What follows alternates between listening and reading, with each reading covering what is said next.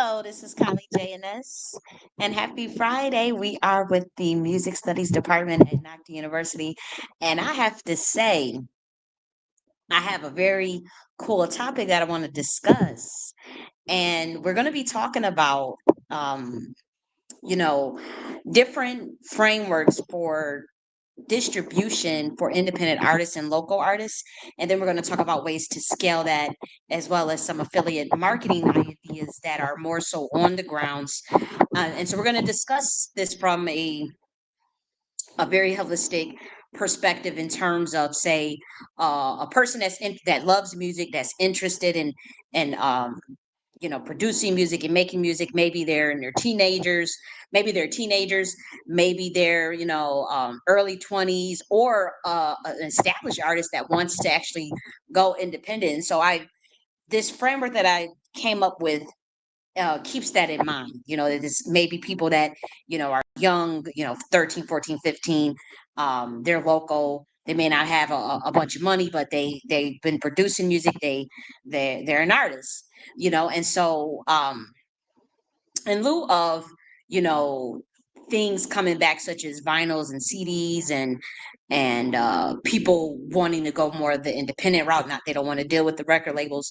I was thinking of, like, well, what are some ways to streamline the physicality part of selling music on the ground? How, like, back in the day where people would sell CDs out of their cars, or would perform in parks or in places, and find gigs and venues and make money that way. And so what I was thinking of is something a little more for the times. It's 2025. Obviously, you have Bandcamp, you have DistroKid, you have TuneCore, you got Spotify, you got all these things. So I'm not deterring people from those avenues. We'll talk a little bit about those avenues, but I think there may be some issues even with streaming and royalties and making money on that way. So I'm not saying don't do it. I'm just saying this is more of a supplemental idea. I have to say, it's a supplemental idea. And so first, what I want to do, I may have to share my screen. The first thing we want to talk about is, like, the idea of distribution.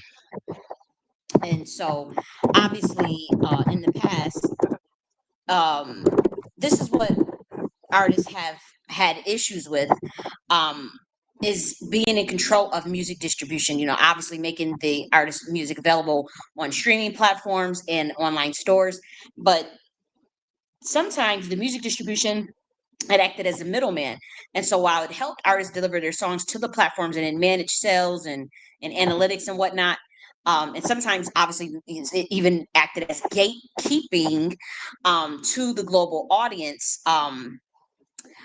You know, Oftentimes it cut into the revenue that an artist makes, and most of the time, even in exploitative terms and exploitative aspects in terms of the record labels and traditional record labels. So, obviously, there's other music distribution services out there, like Spotify and Apple Music and other avenues, but there's complaints, um, from artists, even about those avenues as well. And so I was thinking, well, what about, in lieu of CDs coming back, which I think a lot of people are not going to go and buy CD players.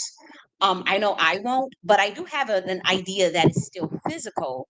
And so I'll share my screen right now so that we can take a look at this together.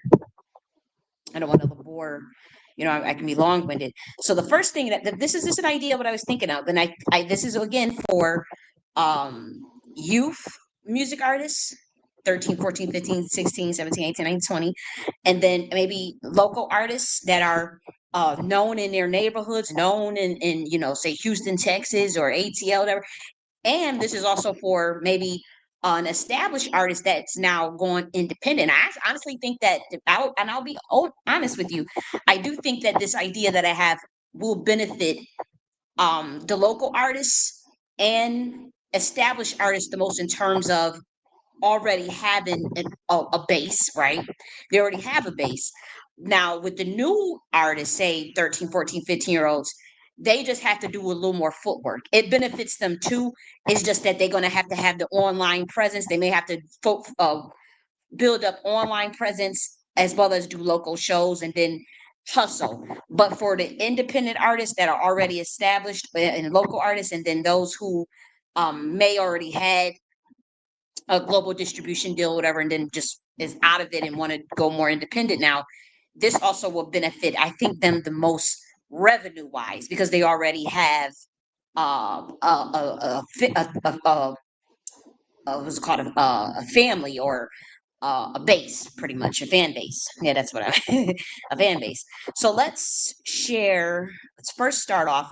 So obviously, we all know about CDs coming back. I think Bandcamp allows you to sell CDs, whatever. But I was thinking of something a little more cheaper and something a little more manageable in terms of even the artists themselves. You know, you can have your family do this. You can have a 10-year-old do this, right? So instead of actually getting CDs and because you have to pay money for CDs, then people have to go and buy CD players. A lot of people do not have CD players. A lot of people don't have vinyls anymore. Let's just be real. Let me just go on Bandcamp real quick and take a look at something because I think they let's see. Yeah, see, they have compact discs and vinyls and cassettes and stuff. And so I was looking at CD players myself again to buy one. And it's I'm not against it. I just think it's not. It's just to me, it's an extra expense, and so we have to think about that. Then they're more expensive. We talk about $60. I see. Because a lot of this is kind of retro technology, and I think it's good, solid technology, right? But the portable CD players with the boombox, and they're $35.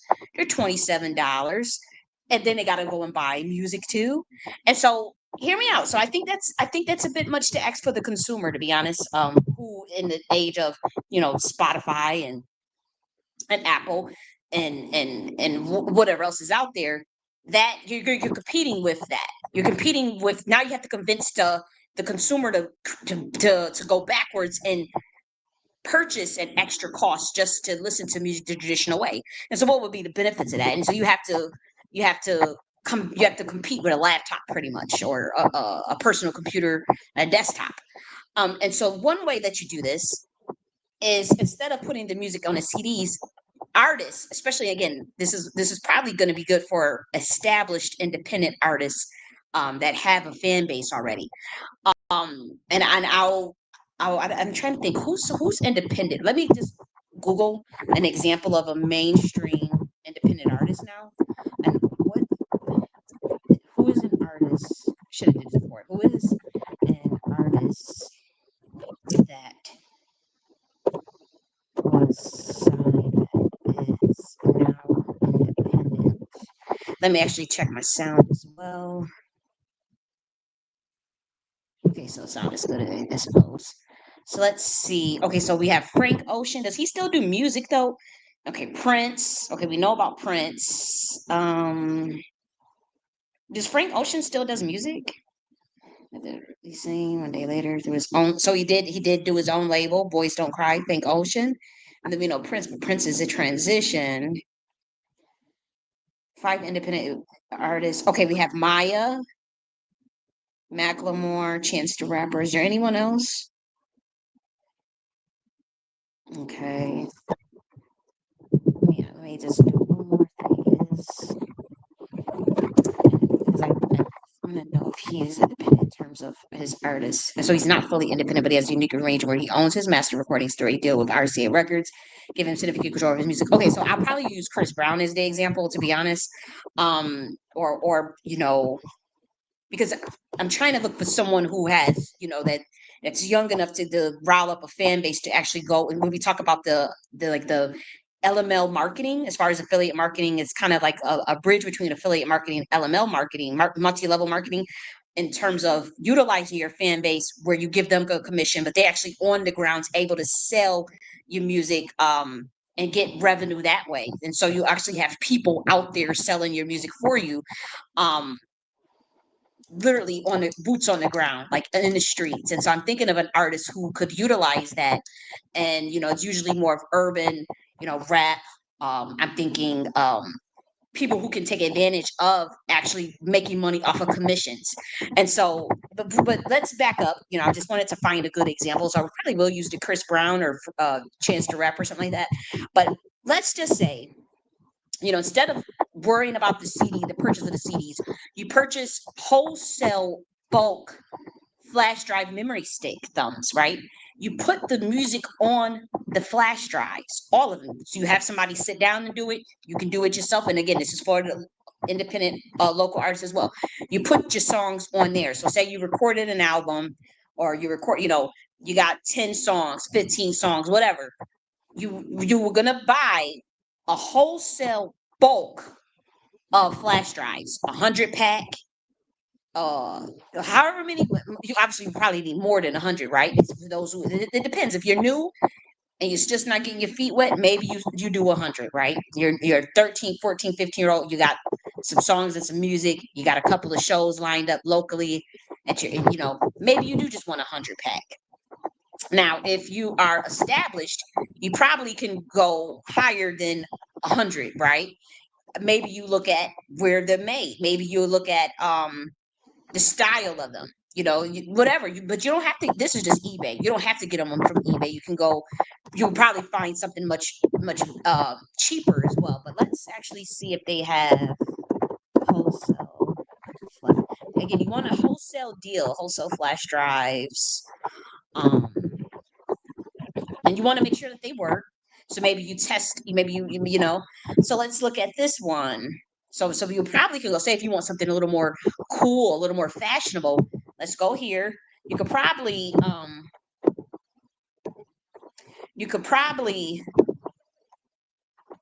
in all honesty, even get something customized with your name on it. Now that is going to probably cut into your cost in terms of your COGS, your cost of sales good, your expenses.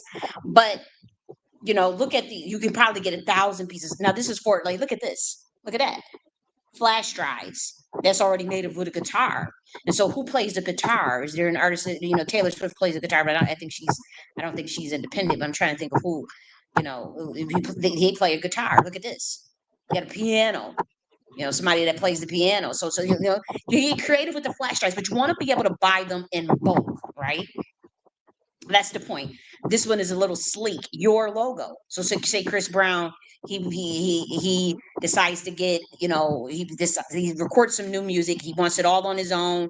He's going to distribute on his own, and he gets a bulk pack of flash drives to put his music on. Maybe he can even contact and have a deal where they sign something with confidentiality, and he put the music on there for him and pay them do that, or he can do it himself, or he can have somebody in his team do it for him. A family member can sit and they ask and do this for you, especially if you're already established and you have a fan base. And so these are just some cool ideas. But I just saw eBay at that time. But I mean, they got some really pretty. If someone wants their own logo on their flash drive, you may want to, let's look at it, because I actually like. I think I like this one. I think it's pretty. Okay. And so let's look at this one. And so think of the costs. You got, this would be considered your cost of goods sold. So this is an expense, and you have to subtract that from the cost of your that you're going to the price that you're going to charge your CD with the flash drive. So the CD is on the flash drive. The music is on the flash drive. The 10 songs, the 12 songs, however many you're going to put on there, 14, 15, they're on the flash drive in bulk. And so, you have obviously 1 gigabyte is going to cost more. You have to think of those things. 128, however many you need. But the cool thing about it is not only are they getting your music, you get to put some exclusive content on there too. So your exclusive photos, you get to put your own exclusive photos on there. And then not only that, they can actually, your fan can put their personal photos and data right along on the flash drive, because there's going to be space left over. You could imagine, like if you get a 1 gigabyte, 512 megabytes, there's going to be room left over. So in addition to your music being on a flash drive, your photos, exclusive photos being on the flash drive, there's space for them to do their own thing on there. So now minimum, the customized packaging, graphic customization, all these things you would, send your inquiry. But what I want to do is I'm going to go back. I'm going to bring it back to eBay because the math is simpler over there. These are pretty bland. But let's say most popular is 1 GB. So for 100 flash drives with the music, it's going to cost you $170. Now that's 100 of them. You're going to put the songs on there, and you'll charge about $9.99 or $9.99 through $14.99 for the music on the flash drive. Once again, the music is on the flash drive. Okay, the exclusive photos is on there. A message, maybe even a love, a letter to the love letter to the fans is on there that you don't hand wrote enough. Chat or chat GT, they're using the chat GTP, some shit like that. But something from the heart. Okay. And so now that now that you got it, you go on eBay, you purchase buy now, get 100 of them, put the music on there. Now what you would do is say if you're a local artist, you go out there and you hustle, just like how they say Master P was selling the CDs out of his car. You would sell the flash drives out of your car or out of wherever, go to the mall or whatever. And if you are known, it's even better. But it is no shame in your game, because your boots on the ground, and I'm not a hustler. I'm not acting like I'm going to sit out here and do this myself, because I that's just not my personality.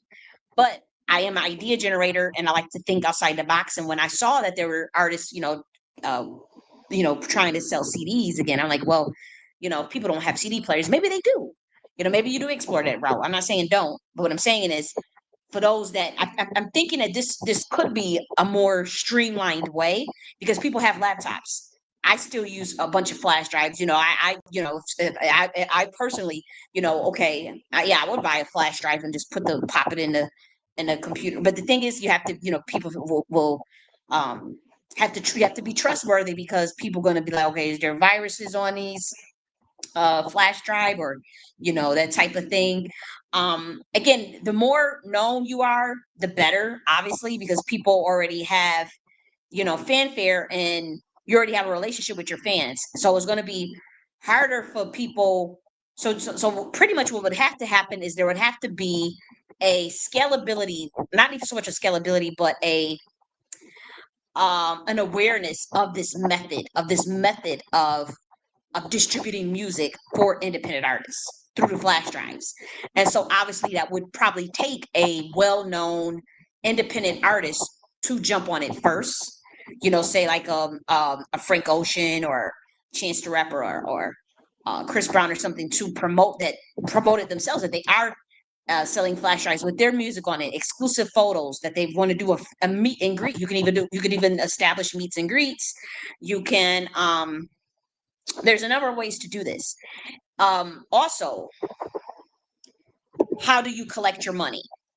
You got these flash drives, put the music on there, you took some photos, you put the photos on the flash drive.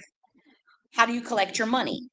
Obviously, you can use a mobile point of sale system that allows you to take credit card and Bitcoin, but also take cash, take gold and silver.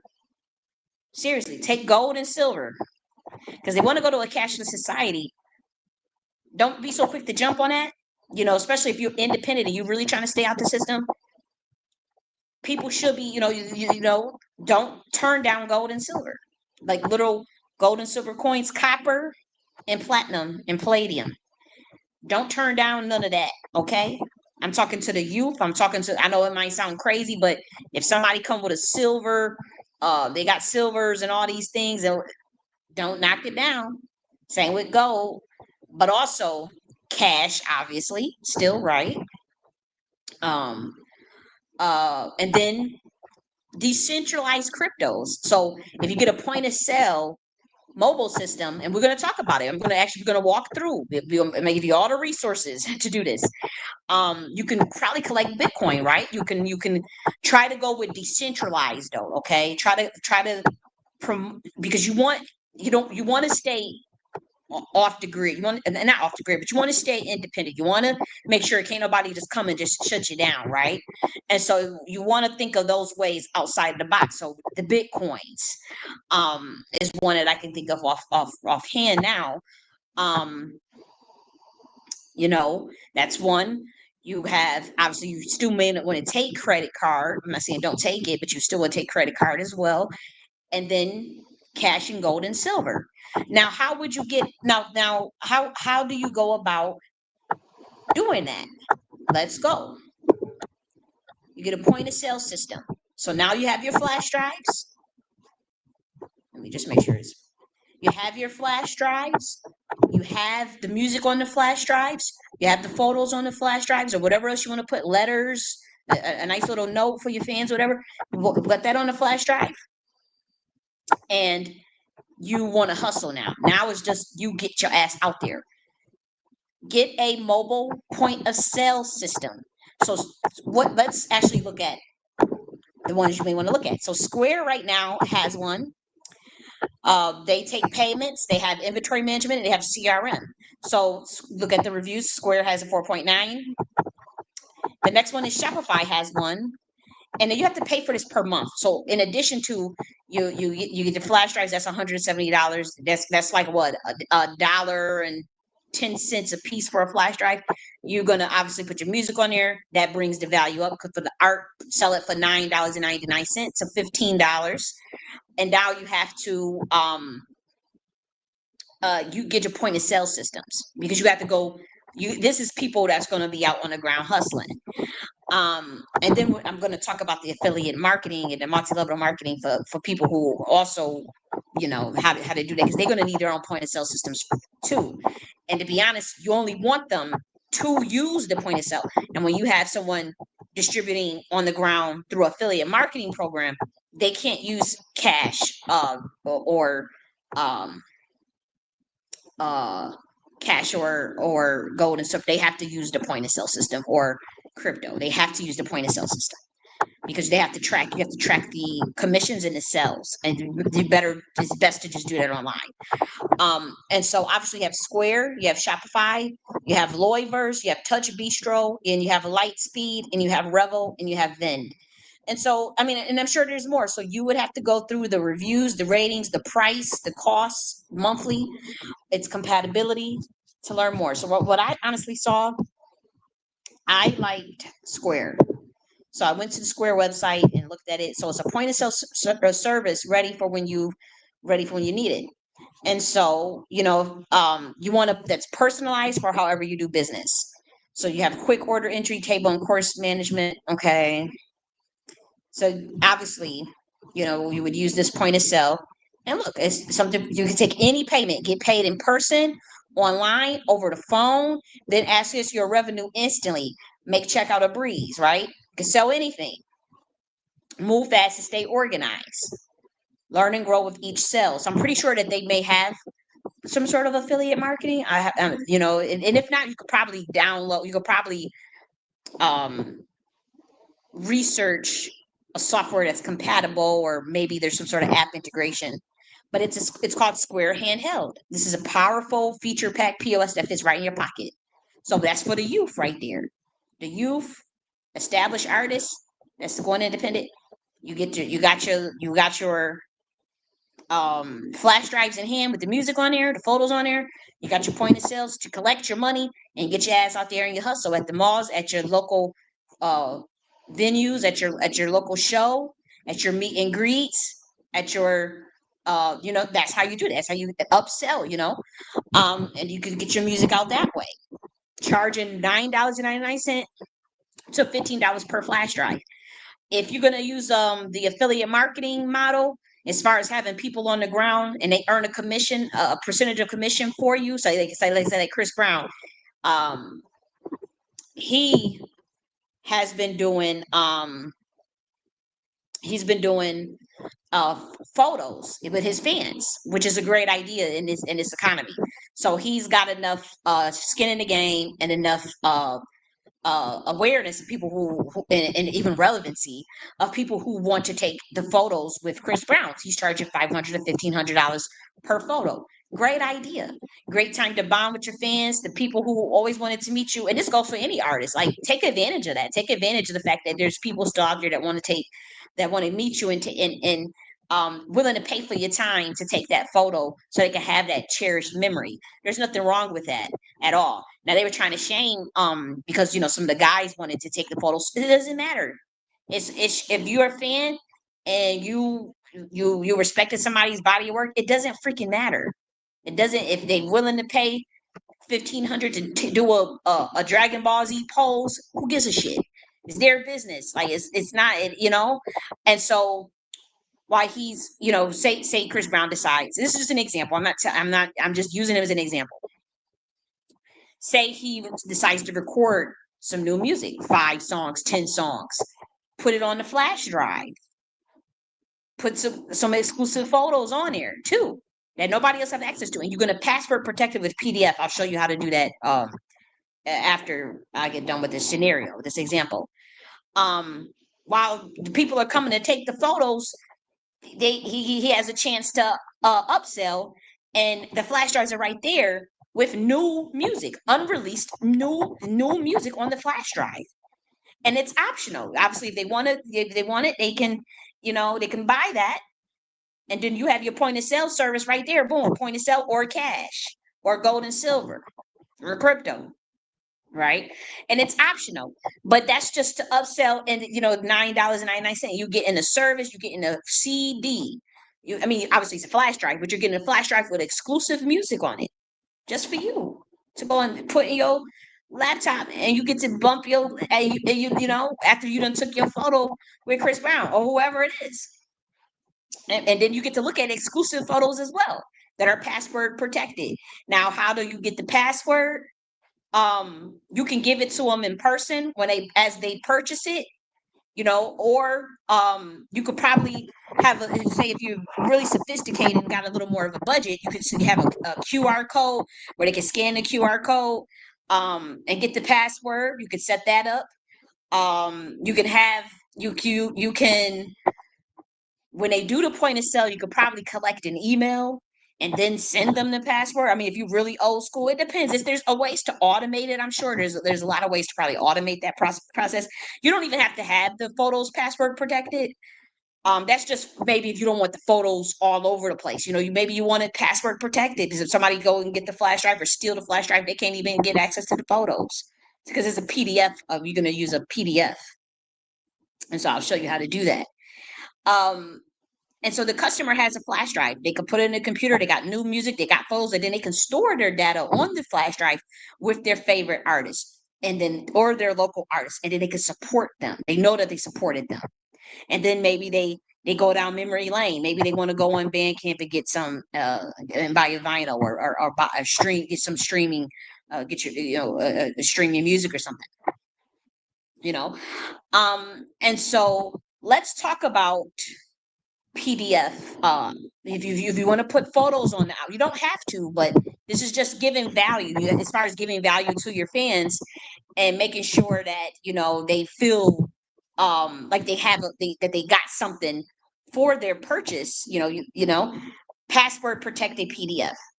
So all you do is you go to adobe.com, okay, and you select the file and you password protect your file. Now, I'll show you what that looks like. So say you have a PDF right here. Let me just make sure it's showing. You can put photos on a PDF. It's very easy to do. You can see this right here. This is a PDF file. These are photos, right? So say obviously these would be photos of Chris Brown. All right, obviously that's not Chris Brown, but say Chris Brown takes some exclusive photos. He turns it into a PDF file. He has somebody, you can use Canva and turn it into a PDF file, right? And boom, and then you obviously would put this PDF file on the flash drive with the new music. And so perhaps you want to, like I said, password protected, You go back here, you select the file. Let me just, I'm just going to select any PDF from my computer. So just give me a moment to look through something. I'll upload this. Okay, and so you see it uploading. Let me just refresh this. Okay, and so you set your password 1, 2, 3, 4, 5, 6, 7, 8, 9. Obviously, you want to work on password strength. So let me just, I mean, maybe you want to give them something simple. I don't know. And then you confirm your password, and then you set a password for that file. I'm trying to think. Actually, let's see. Okay. Okay, so the passwords match, and you press set. I don't know what would happen if I actually said, password, because I actually don't want to. Mm, let's try it. So it's converting. This file can't be viewed because it's password protected. I mean, that's if you just want to have your fans get exclusive, right? So your protected PDF is, and then you download that, then you put it on the flash drive, okay? So download it, then put it on the flash drive, and make sure you know your password. Keep your password somewhere. And again, you want to, maybe you give this to, you have something that's a QR code or something in the point of sale that's in the email that when they make the purchase, they automatically get the password. So you probably should, if you're using Square or something, they probably have where you can automate an email, and in that automated email, you put, "Hey, thanks for your purchase. Appreciate you, love you, whatever." The password for the photos is blah blah blah. Okay, you can do it that way. Or if they're going to pay in cash, if they're paying in cash, or if they're or gold and silver, you give it to them right then and there. Okay, so it's something easy that you can remember. So that's how you do that. So now let's go back to point of sale, because point of sale is going to, obviously there's going to be an investment there, because if you're talking about Square handheld or something like that, what else they got? Square terminal. So that's for the receipt printer too. So if you want to get a little sophisticated, you get a receipt printer, Square register, Square reader for contactless and chip. Be ready for any sell anywhere with a super portable design that pairs with your device. You can do contactless and chip. I don't, I'm anxious about that word chip. I don't like nothing that say the word chip. Or Square stand, Square reader from Magstrip. Start selling them. So this is a bite-sized reader that plugs right in and never needs to be charged. You see, look at that. That's the Magstrip kiosk. I don't think people really, but obviously for the youth, I could imagine them probably using Square handheld, right? They'll probably use Square handheld or some shit like that. And so obviously that's gonna be an expense. I'm talking to the 15-year-olds. This is considered an expense. So you got to do your math. Now remember, you go here, you get you wholesale, a bunch of wholesale, as many as you need. If you're more established, you could probably do more than 100. You could probably sell more than 100 of these. But if you're 14, 15, start off with 100. Okay. Charge $9.99 to $15 for the music. Now have a CD on there, 10 songs at least. 10 to 15 songs, 10 songs at least if you're going to charge, because all that money, you're getting all that money back. I mean, we're talking about when you think of your profit margin and what you're getting back, especially if you're getting cash, all that money is coming to you minus your cost for the thumb drive and your POS, your point of sale systems, which is usually processing fees, and we'll go over that. And then, if you have an online website, so you have an independent online website that also streams your music, because you sell your music online too. You got to deduct your website cost from it. It's like $10, $20 a month. So we'll look at that as well. So let's go back to POS. Let's go here and let's look at the pricing. And so the Square plan, it's pretty decent. So we're talking, if you have Square free, that's free. But here's the thing: you have processing fees. Now, if you're using tap, dip, or swipe, You got to remember that. So make sure if you're charging $9.99, maybe $12.99, whatever it is, you got to deduct 2.6% plus 15% from every transaction, from every sale. And so that may be, let's see, about $1, maybe less than that, probably like 60 cents. So if you're selling it for $12, minus your processing fee, you're at probably like, don't quote me. I mean I could do the math verbatim, but I don't feel like it. Probably what, at 60 cents, now you're going to be getting $11.40, right? Or $11, just deduct $1 from it, $11. And so you have to consider that that's an expense. You write that off in taxes, and then if you're doing online, the processing fee is a bit more, which is a standard 3.3% plus 30 cents. Okay. And then, but the beautiful thing about that is they have a website builder. If you use Square point of sale, you probably take advantage of their website building as well. You could probably, as far as you having an artist website, because you're going to need that. You can use one of them, or you can use an actual, a CMS system that caters to local artists, independent artists, which I found some, but maybe you just want to use there as well. And so if you want to use Square Plus, that's fully loaded. That's $50 a month, but guess what? You have lower processing fees. See? So your processing fees is even less. So if you are, say Chris Brown or something, you already are well known, maybe you take advantage of the $50 a month or the $149 a month, because you are paying less in processing fees. So that's up to you to add that up and have someone add that up for you, and that's the processing fees is 2.5%, and then online, which is a really good thing, is 2.9% plus 30 cents. And then if there's you get expanded site customization, you got a loyalty rewards program. I wonder if they got affiliate marketing. The Square has part. Let me just research that real quick. Does Square POS offer affiliate marketing? They do. Oh, wait a minute. No, for users, not for them, but for businesses to use, for business owners, actually. Let's see. Okay, so they only have it to promote not for Square merchants to use for their own stores. They can use you can use a third-party app integration though to set it up. And so let's see. They do have a free CRM tool that integrates with the POS system. And then they have Golf Pro. So you would have to use this one right here as far as adding affiliate marketing to Square.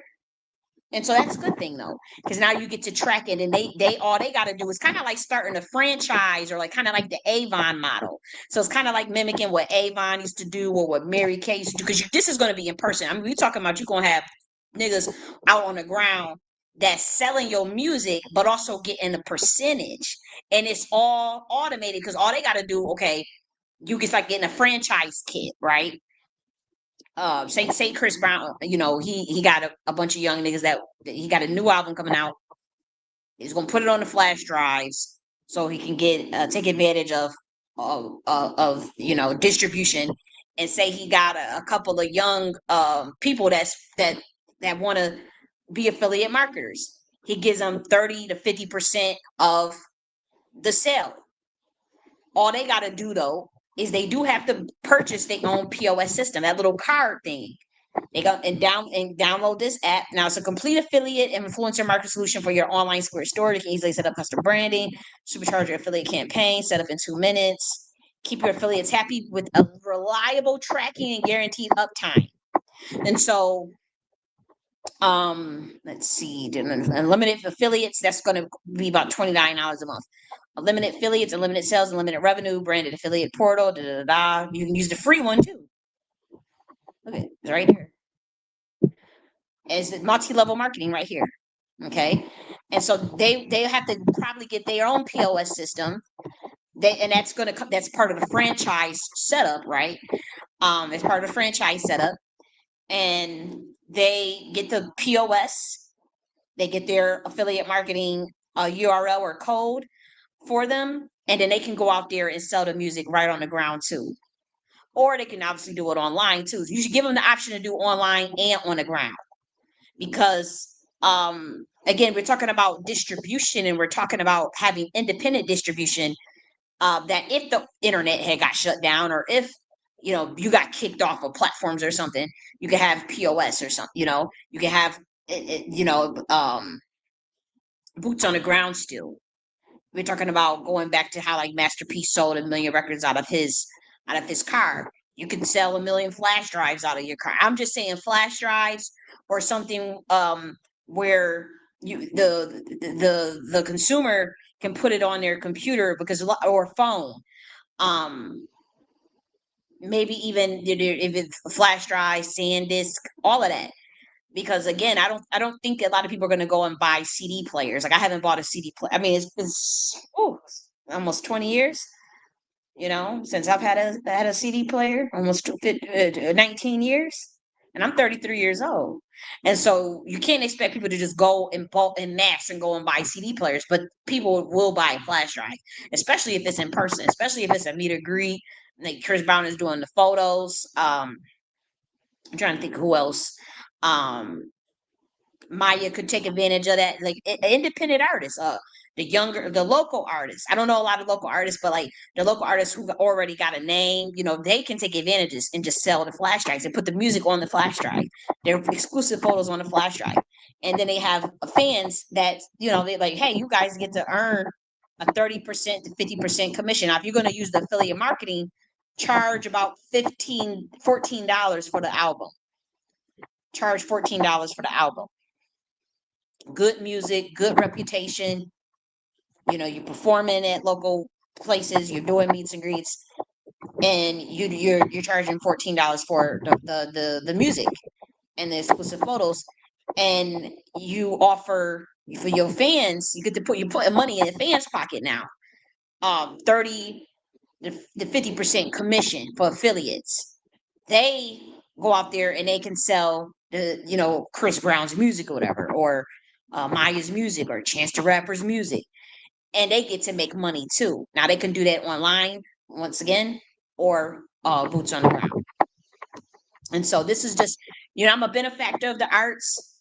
Even when I run for president, I have some very cool ideas for patroning the arts. I do believe in cruelty-free artistry. I believe in, giving independent artists their fair shake, and also for people to the artists to take a larger slice of the pie of their artistry. And so that's why we're coming up with this. And it's that, because I know we're going back to CDs, but the consumer space and CDs in terms of marketing, that is not realistic as much as a flash drive. So that's the affiliate marketing portion of it. So let's go back here. Okay, and so payments and checkout, all that stuff, and it's a decent price. You got ACH, after all that right there. You got a Cash App Pay, all of that there, discounted refunds, age verification and prompts, exchanges, all of that, reporting and analytics. Okay, cost of goods sales reports. That's your expenses. Keep an eye on metrics like your total revenue and your profit margin. Okay, you're gonna have to pay. You're gonna have to on some level. If you're getting cash though, in gold and silver, that's a different story. That's why I say don't let them just completely go to a cashless society. Okay, if Square Free, Square Plus, Square Premium, so that's up to you. That's just one point of sale. You obviously there's Shopify, but they're more expensive, I notice, and so go with the cheapest one, or the one that makes sense, or the one with the most features that you like. If you like the features more, maybe you do go with Shopify. I don't care, but I'm saying this mobile POS systems. That's right here. This is Shopify's. Okay, and see right there, see how they're taking a customer selects products, collects the total price, the customer pays, transaction is completed.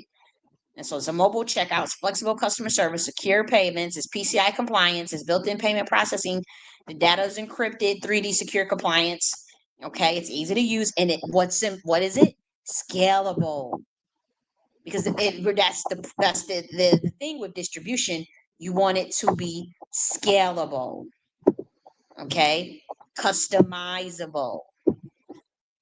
Okay, so what hardware doesn't the mobile point of sale need to work? You need a tablet or a smartphone. Most people got that. You need a mobile card reader. You need a barcode scanner and a cash register receipt. Actually, you don't really need all that these days. You probably need one or more of those, but you can use your tablet or your smartphone, and you can use your mobile card reader. Okay. You can have a receipt printer, or you probably email the receipts too if you don't have that. And I think when you do email the receipts automatically, that's where you should probably be able to go in the back end and then customize that email, and it's automated. And so that's where you put, hey, the password to your PDF for the exclusive photos of me is da da da da. That's how you do that. Grow your customer list, okay? And so that's how you that's one thing. And so after, that's just, let me just make sure I covered again, you have your affiliate marketing, um and you have to integrate that usually with a POS system, with an app, which is pretty good. You automatically track those sales, and then, like I said, I would say start at around 50%, 30 to 50%. But if you're doing affiliate marketing, I think you should charge about $14.99. So your fan or the person who signs up to distribute your music on the ground or online, they're getting $7.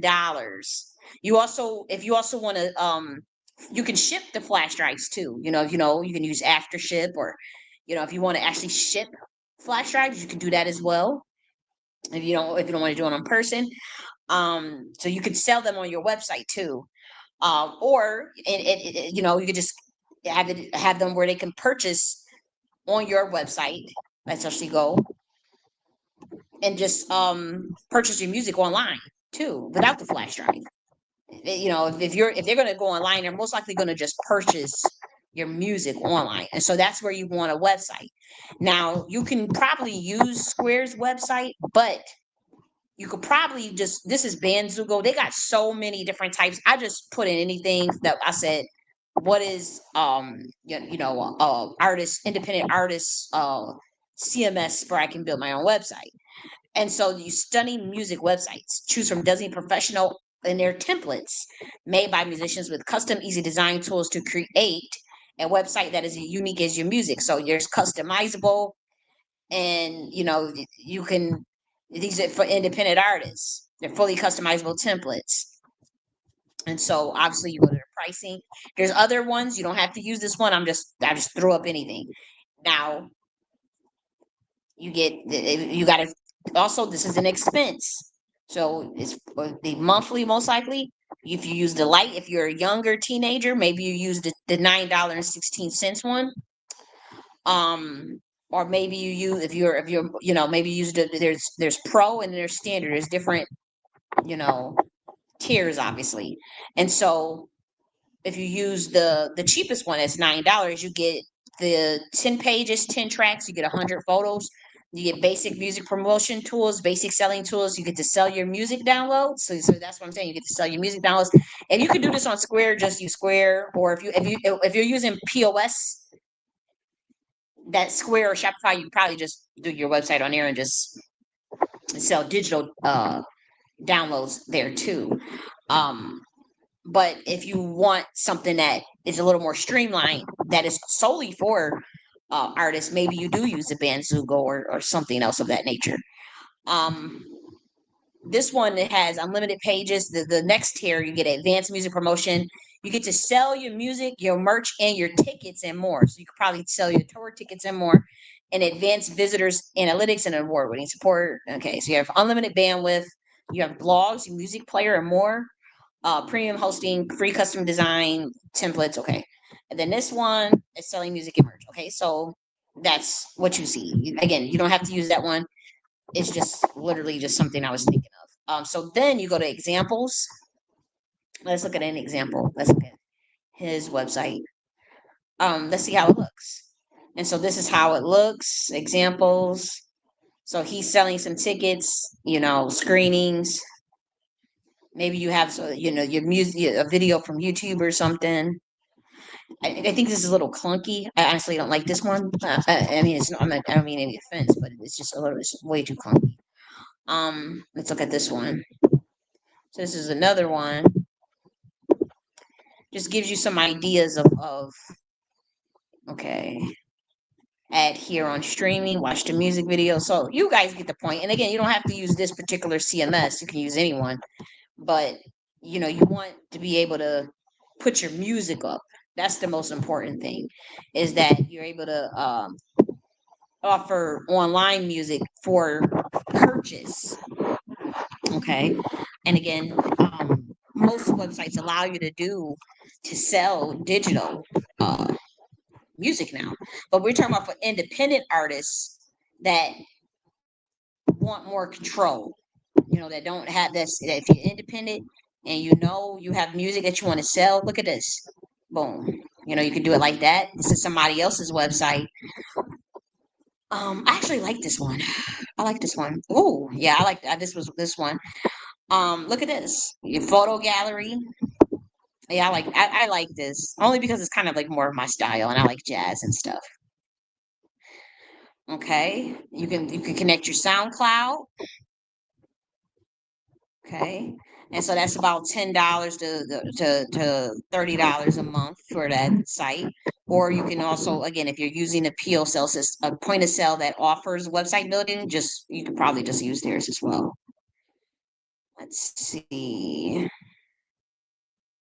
And then you can also save on Spotify right here. So if the music is on Spotify, you can save it on Spotify. I was trying to look to see like where's their merch. Do they have that? I was trying to see like where like as far as like putting your music up where you can sell it. I was trying to look for one of those, but I actually like the design of that website. Aesthetically, it's pleasing to my eyes. Only because of my style though. So let's look at this one. Okay, so let's look at shop because she has because you can put your own merch on there, right? And so this is for the young independent artists that just wants more control. They're well known in their neighborhood, or even established artists. You can watch, listen, you can save it on Spotify. About okay, shows. Okay, so maybe she'll have some shows coming up. Because you put your shows there, your social medias right here. Okay. And so this is for somebody that just has 16, 17, they've been producing. They don't know what to, I'm just giving you a framework to start, to keep people out of that industry that's exploiting young people, that's exploiting people. Keep them out of those record labels, and they can do a framework where they can do it on their own, get a point of sale system, and just get out there and start selling their flash drives, shipping their flash drives in person, giving their flash drives. I mean, not giving, selling their flash drives with their music on there. The music is on the flash drive. The exclusive photos is on the flash drive, right? Bought it at wholesale. Bought them in bulk. It's quality music. You're well known. Okay. You got your point of sale system. You got your website up. Okay. Now, what else?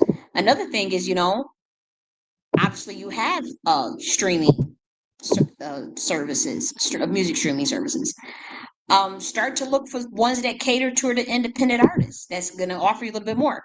Perhaps you want to start your own and you get a server. Seriously, there are people that's used like Plex Media server or something like that, where you get your own server and put your own music and photos right on the server on your own, and have your own downloads and have your own streaming sort of speak streaming service, so to speak. Okay, you can set something like that up, I know that there was another one I was looking at. I'm saying for those that's again, it's the thing is, if you are, like I said, more established and you are going independent, then this could probably benefit, this model will benefit you because you already have the fan base. But if you know you're more younger or new, then it can be a little harder. Here's another one: our bespoke solutions for artists and labels. So you have TuneCore. Obviously, TuneCore is a global DIY platform for independent musicians to build art, audience, and careers with technologies and services across distribution, publishing, administration, and a range of promotional services. So they have 150 digital store and streaming partners and pays 100% of earnings directly to the artist at a low annual flat fee. So you have TuneCore. You have Label and Artist Solutions, thanks to its content and distribution marketing platform powered by a team of experts in artist development, allows artists and labels to build, engage, and monetize their audience on streaming video and social media. Okay, so believe I think they cater to independent artists as well. So you might want to check them out. Our governance. Let's see. And then artist services. So independent artists eager to reach local audiences as well as global success. So again, it takes longer, but it's stuff something you can take in your own hand.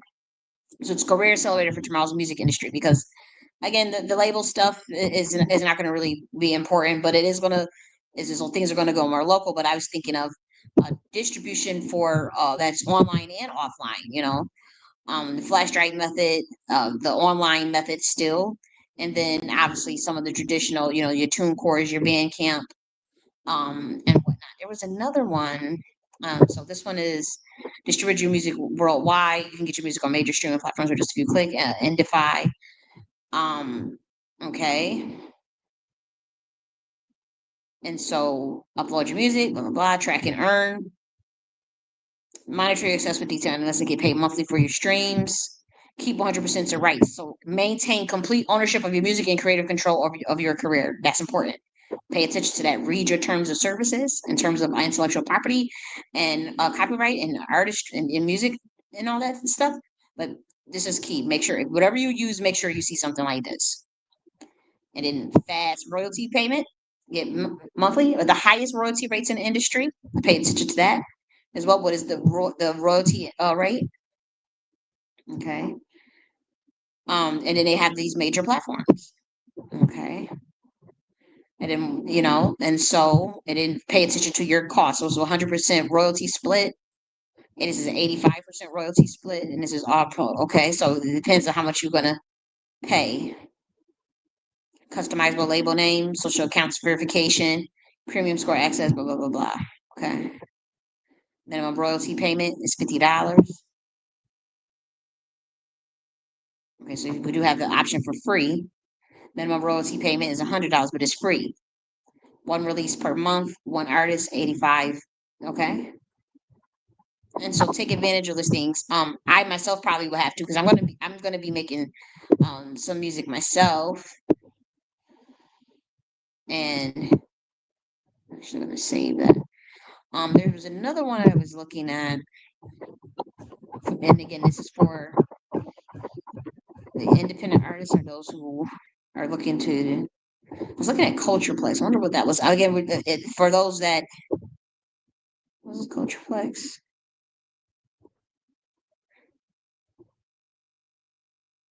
A Bully Bully's in the building.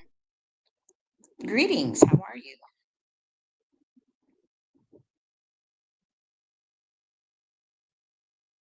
Okay.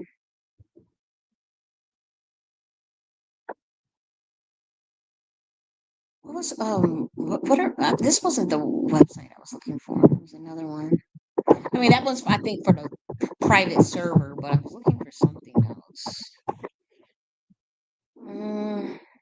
Maybe that was it. Branded streaming apps. Okay, I think I did find it. Okay. So you may want to look for different streaming services too. Tailored strategies, not just branded apps. You can probably look into a white label music streaming platform for your brand while simultaneously developing long-term strategies. Okay. So, white label is good. That may be a runaround in terms of, um, you can have custom development if you have a little bit bigger budget, licensing, consulting, talent platform, boost your brand's income by championing. You could champion other independent artists from your region. Okay, so this is something that Chris Brown can, or independent artists can set up, um, and champion other artists too, and give them a fair royalty. Reducing churn rate, blah blah blah. And right episodes just for streaming. Okay, so that could be something to take advantage of.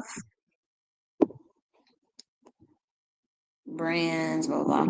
Again, you wanna because if there's a greedy, jealous viper that is trying to steal your streaming royalties and cut into your profits, you're gonna have to think outside of the box.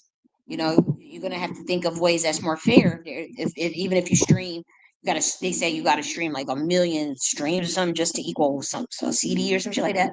That's why a lot of people want to go back to the CDs perhaps. Well, just use the flash drives. Just use the flash drive method. Buy a bunch of those. We're talking about, I mean, it's costing $1 per flash drive. You got 10 songs on here. You got exclusive photos on here.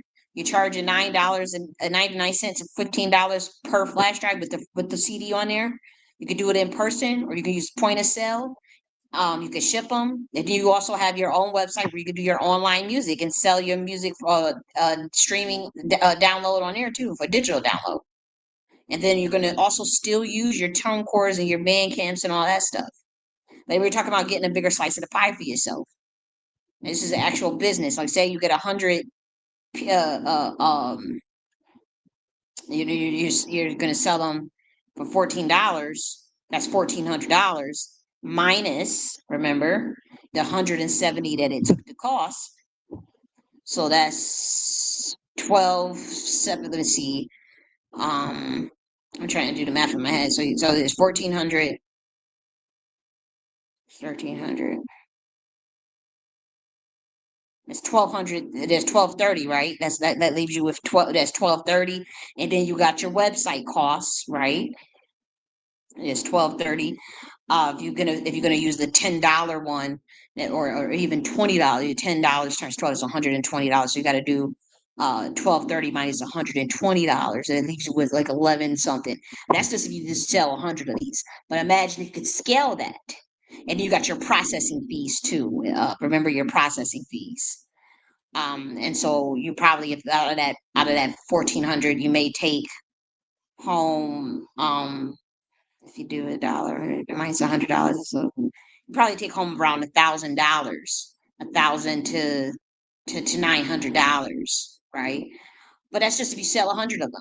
Okay, but if you're a bigger artist, more established, you could probably sell it considerably a lot more. Now, if you add affiliate marketing on there, and you're going to use 30 to 50% payout rate, you got to consider that as well. I mean, that's probably a better deal if you are a bigger artist. But then you have to consider that. But you have the scalability at that point. And so you get 5 people, 10 people, 11 people, 100 people, and you give them the whole the toolkit, so to speak. They gotta pay the franchising fee. Not so much the franchising fee, but get their own point of sale system. The franchising fee is probably the cost to ship them the 100 pieces, right? That's probably what don't get greedy, because we're going into a new system that's not based on greed. That's based on helping people and helping one another, looking out for one another, but also the holistic aspects of being more in tune with nature and being in tune with the universe. So obviously music is universal language. Music is always going to be here. People are going to always love music, and we should patron the arts, and we should be benefactors of the arts. And so, you know, um, when you set up this franchise fee, so to speak, it's just to ship them the flash drives wherever they are at. And you probably, maybe you start with 100 to 200, however much they think they can sell. Maybe they're really well connected. Maybe they just a better hustler than you. You know, maybe they're a better hustler. Maybe they just want more money. Maybe they realize shit. They're gonna pay me 50% commission to sell Chris Brown's music or Chance the Rapper's music or Frank Ocean. Let me get my motherfucking ass out there and sell them damn flash drives. You know, I got connections. I'm a promoter. I'm a promoter at the club. I'm a DJ. Whatever it is, you know. And again, remember, you can get exclusive. You can, you know, with the flash drives, you can, you know, put your own name on the logo and all, like we saw earlier. You don't have to get it's bland and, you know, this kind of basic, right? But you know, you can, and whatnot. And then so the franchise fee is the point of sale system that you want them to use. They got to go and purchase that point of sale. You know, that's probably gonna be the point of sale system that you want them to use. They have to download obviously the affiliate marketing app. And then the franchise fees should really mainly consist of the cost to ship it to them, right? The cost to ship the flash drives to them. And that's pretty much it. Or and then maybe the cost to use the logo, maybe the brand or whatever it is. Maybe you want them to wear a certain shirt. You want them to wear a certain hat. Maybe you had to ship it to them, ship the hat, and so, you know, certain stuff like that, so they can know that they're an actual Chris Brown affiliate, you know, or an actual person that's on the team. You know, not just some random person out there that's bootlegging your shit. That's another thing. If you want to use the affiliate, maybe you do want to ship them a special card, special ID member card or something like that. So where people know that that's a actual affiliate.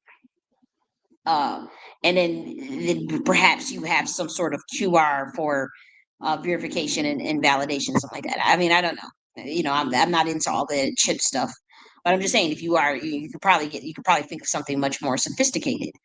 You want to keep it simple. You want to keep it easy. You don't want to run people off. And you don't want to price gouge people. So the franchising fee should be fair. And then obviously to ship them, look how much this costs to ship. You know, about they some of these have free shipping. This is the $60 free. A lot of them have free shipping. So um, if they didn't have free shipping, I could imagine. You know, I don't know how much it would cost, but you know, you have to think of that too. Well, these are just all black. You know, I like something a little more uniformity. A little more uniformity. But the music is on, and you can do those in person and or ship them. And then also, like I said, keep the music online too. But I just don't think people are going to just go and buy CD players. I don't, and I don't think I don't know if that's a worthwhile investment, because so many people have computers and whatnot and laptops, and yet people and maybe there's a better idea than even the flash drives. But I'm saying something that's in person, where you can still collect cash, you can collect gold and silver, and where you can use your own point of sale to do credit card and even Bitcoin. Okay, and again, this is to control your distribution, and it's slower. You know, it's you know, but for those who already have name recognition, you just want more. You just looking to make sure you take home a bigger slice of the pie. Now, this is a scalable idea all around. Um, and so it's scalable. You can start off slow, but if you need more, if you need 150, however many you need, you can get more. And so like I said, this is just an idea for the local artists and whatnot. So we have Boli Boli in the building. Hey, Boli Boli, greetings. And we have Ty in the building too. Peace. And so, you know, we were thinking of those ways. And so obviously you also have your taxes you have to think of. And so with taxes, remember, you want to subtract your cost of goods sold from your net income to get your profit margin. And so that's your revenue after all expenses are deducted. And remember, that's most likely going to consist of your processing fees, the cost of your website, any marketing that you purchased, your cost of your actual flash drives, the cost to whatever it is, Canva, shipping, all of those things. You deduct that from your net income, and then obviously you can also use that to reduce your taxes as well. And then this is the model that I think could suffice for those who were looking more so to hustle, like like how we think of like how Master P sold 1 million records from his car. Just do flash drives. I mean, you don't have to do it out your car, but you can do it at your meet and greet, your local karaoke, whatever, whatever it is. But if you have fans and you develop a relationship with them, and you have an online presence as well, then you should be good. And I'm not a hustler. I'm not even gonna hold you. Like I admit that I'm not even the best marketer. I'm not a good marketer, and I'm not a hustler. And so that's my weak point. But there are people that hustle. That will get out there.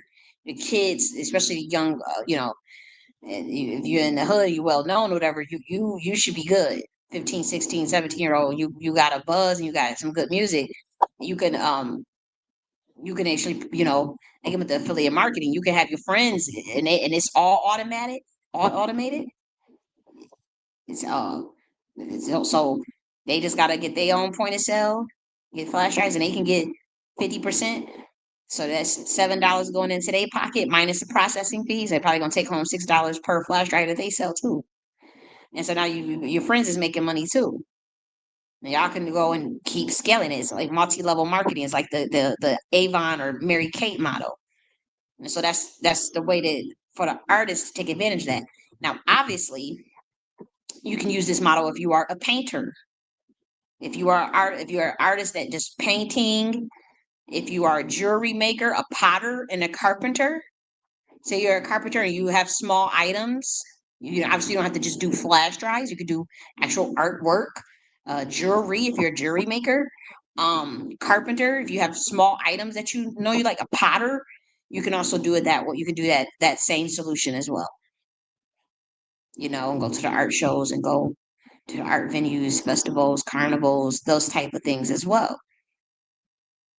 And so think of if you get a little more sophisticated, you can think of things that people need that can be localized. Also, small farmers, people that grow micro, like especially if you really want to go, you don't want to use a POS system, right? But say you growing microgreens in your home or something in the hood or something. Don't use a POS system, but you want to take gold, silver, or cash. Okay. And like I said, you don't necessarily want to you know uh, degrade the idea of the transaction, the barter economy, and silver and gold and platinum and copper or palladium, or even using Bitcoin or other decentralized cryptos that is not infiltrated by governments. Be careful of using certain digital uh, currencies. You may not be able to get your money out, or the liquidity may not be there. It can be slow. You will have to maybe fight one day on some level, maybe even die. To keep democracy, to keep your rights, to keep your ability to do the transactions that you want, to start up the business that you want, to grow food on your own land, to grow food in your own house, whatever. And no matter what event takes place, or no matter what they try to tell you about guns and all this stuff, keep that Second Amendment, keep your gun rights. No matter how many staged events they do not give up your guns, and do not participate in buyback programs at this time. Do not use the guns on each other. As an American people, do not use the guns on each other. Please be smart at this time. Realize how conquer and divide works. Realize how uh, people that are at the top get off on dividing people. And while they obviously to keep the smoke off of them, if somebody's making 600 times more than the average worker, but they the CEO, and they only want to pay $15 an hour, $7 an hour, that's gonna, if people can't, they don't have money to pay their bills, and they got working 60 hours a week, two jobs and stuff. Yeah, the CEOs want y'all fighting each other. Oh, based on race. Oh my gosh, women, genders, all these stuff, fighting each other. So that you don't look at the motherfucker that's getting a $1 trillion pay package. They don't even have $1 trillion mind. They can't even come up with $1 trillion idea, like how I did in 2018, and the government stole it with the AI invention aggregation system that I did my capstone on at Columbia University. Okay, that's $1 trillion idea. NVIDIA used it. I submitted it to the National Science Foundation. I have a $1 trillion mind. And I also have other inventions that can top that shit that I came up with in 6 months in 2018 that a lot of these AI companies are now using. It was nothing. Um, but here in this country, you have a CEO that's making 600 times more than the people that work for them, and they don't want to pay them no more than $15 an hour. That's disgusting. That's wickedness. And so, obviously, to distract you from going after them or to calling it out at least, what do? Stage an event, get everybody arguing about race, get everybody arguing about gender, get everybody arguing about religion, get everybody arguing. Don't focus on us. Focus on each other. Go after each other. And they try to instigate, um, so that they can do more draconian laws, Orwellian laws, bring in martial law, perhaps, have the military going up and down the street, monitoring, surveilling you, using all types of robots to surveil you. You say no, you say fuck you. And you realize that this is an illusion, matrix, demonic system. I don't have to participate. I don't have to have you control my perception. I ain't gotta listen to you. I ain't gotta do nothing. And if you that incompetent and you don't, and I'm paying these tax dollars and you don't want to do nothing for me as a government, then we don't need a fucking government. Everybody do their own thing. Should we select our? We'll do factions or uh, uh, states that select their own motherfucking presidents or the local governance chapters and all types of shit. Why would we need to be up under that and you don't get nothing from it? You don't benefit not 1 cent from it, not 1 red cent from it. That's insanity. That is pure insanity. For anybody to just go along with that. And why would I go along with a government and they trying to you illegally surveillance me? You violating my constitutional rights. You violating free speech. You censoring everything. You manipulating people. You buying off people. You talking about dude got to donate to some some racist in order to get his show back because he made a joke. Like this is ridiculous. Like it's this country is going in a direction that is dangerous. And what I'm telling the American people is walk away, check out. There is no government then. They can't arrest us all. They can't kill us all. Who they gonna rule over if everybody is gone to another dimension, a higher dimension than this? Who they gonna rule over if everybody just say fuck you, get the fuck out of here? I don't know what you're illegitimate. You're not following the Constitution. Don't give up that damn right to bear arms. It's a constitutional right. It's in the Bill of Rights. So I don't care what event they try to scare you with. Oh my gosh, the kids. Oh my God. I don't give a fuck. Because you staged it probably anyways. It ain't nothing but probably a Masonic stage anyways. I don't give a fuck. Because most people ain't thinking about harming each other and shooting up no school. Most people are not. Okay? Crime has been down. Don't try to sit up there act like crime is so bad in these black neighborhoods. Don't niggas ain't really thinking about all that stuff like that. And if they are, then we'll deal with it with the Queen Mothership. But we ain't about to sit and agree to have no military going up and down nobody motherfucking streets. We ain't no motherfucking Gestapo. We ain't no motherfucking hostage on our land. And we've been on here for centuries. You out of your cotton picking motherfucking mind. And so all I'm saying is everybody chill. Everybody lay low. Keep doing it, keep being in high frequency and high vibration. Now, if a motherfucker is knocking on your door saying you gotta go to this camp, you gotta turn into Corinne Gaines out here. I swear you better. I'm talking to all Americans right now. You be pussy and you fold, you're gonna be sitting there working a chain gang in a motherfucking prison somewhere. Because all you did was speak out online, all you did was make a tweet somebody didn't like. All you did was say something that somebody didn't like, and it was the truth. But it was the truth. That's what we dealing with. That day could come. It's almost here. And so all I'm saying is somebody come and say, oh, you got to come with us. That's when you go, when you get that second, that's when you exercise your motherfucking Second Amendment right. And that's when you Corinne Gaines about this bitch. What they going to do? Corinne Gaines, you what? Corinne Gaines us all? All 350 million of us? Who the fuck they going to rule over? Ain't nobody to rule over them. Either way, we go into a higher dimension. Either way, we stand on principle. We stand on godliness. We stand on righteousness. We ain't bowing down to this satanic ass system. Fuck this system. That's what you say. That's what you say. You don't let nobody just come in and go out say, you got to come with us because you said on Twitter that you was against fascism, that you was against. No, so the fuck what? You close that door and they face each other, get the fuck on. They want to stand off, you stand off. I'm telling y'all, you be a pussy if you want, and you or they gonna come and pay you off. Then that's another thing. Stop trying to take all these payments because it's another thing. All they do is come with money, and y'all have to fold. It ain't worth it because then you take that deal, you sign that NDA, you sign that, you take that oath, and you can't do nothing. When it's gonna get worse, and all it is gonna get worse, and they're gonna encroach, and you can't do nothing at that point. So that's the worst position to be in. So stay stay out their system. But I'm telling you, somebody come knocking on your door or a tank coming up and down the street, you walking out, you try to go outside to go for a walk, and a motherfucker telling you need to show your pass. Like we in damn Germany or somewhere. No, you Korean gangs in this bitch. Conceal and carry everywhere you go. All them conceal carry laws, you take advantage of them. But don't start trying to shoot each other like idiots, because that's what they want.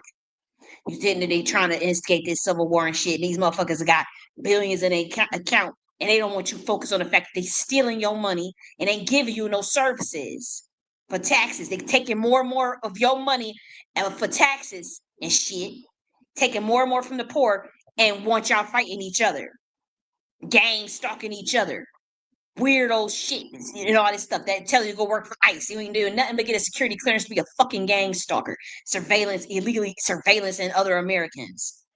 That's the kind of country you want to live in, where you getting paid. You call ICE, you get $700, and it's to report on the immigrants. Supposedly, the motherfuckers a Black American that's been in the country for 500 years and shit. They ain't no immigrant. The government told you that so you could watch them illegally because they feel threatened by their life. So you go and call it, and it's gonna get worse. They're gonna go do niggas bad. They're gonna be going in. They already did it. They go pay these niggas $200, $300 to go and monitor someone's moves, and you taking that $200, $300, and you done sold out a Nipsey Hussle, a Darren Seals, or a Kylie J.N.S. or whatever for however much it was, and what you did was gave up $1 trillion empire. This government stole the idea from me that is now worth over $1 trillion. It is documented. Something I came up with in 2018. Obviously, it's gonna be censored. Obviously, I'm shadow banned, but it's the facts. It don't change what the fuck is in black and white.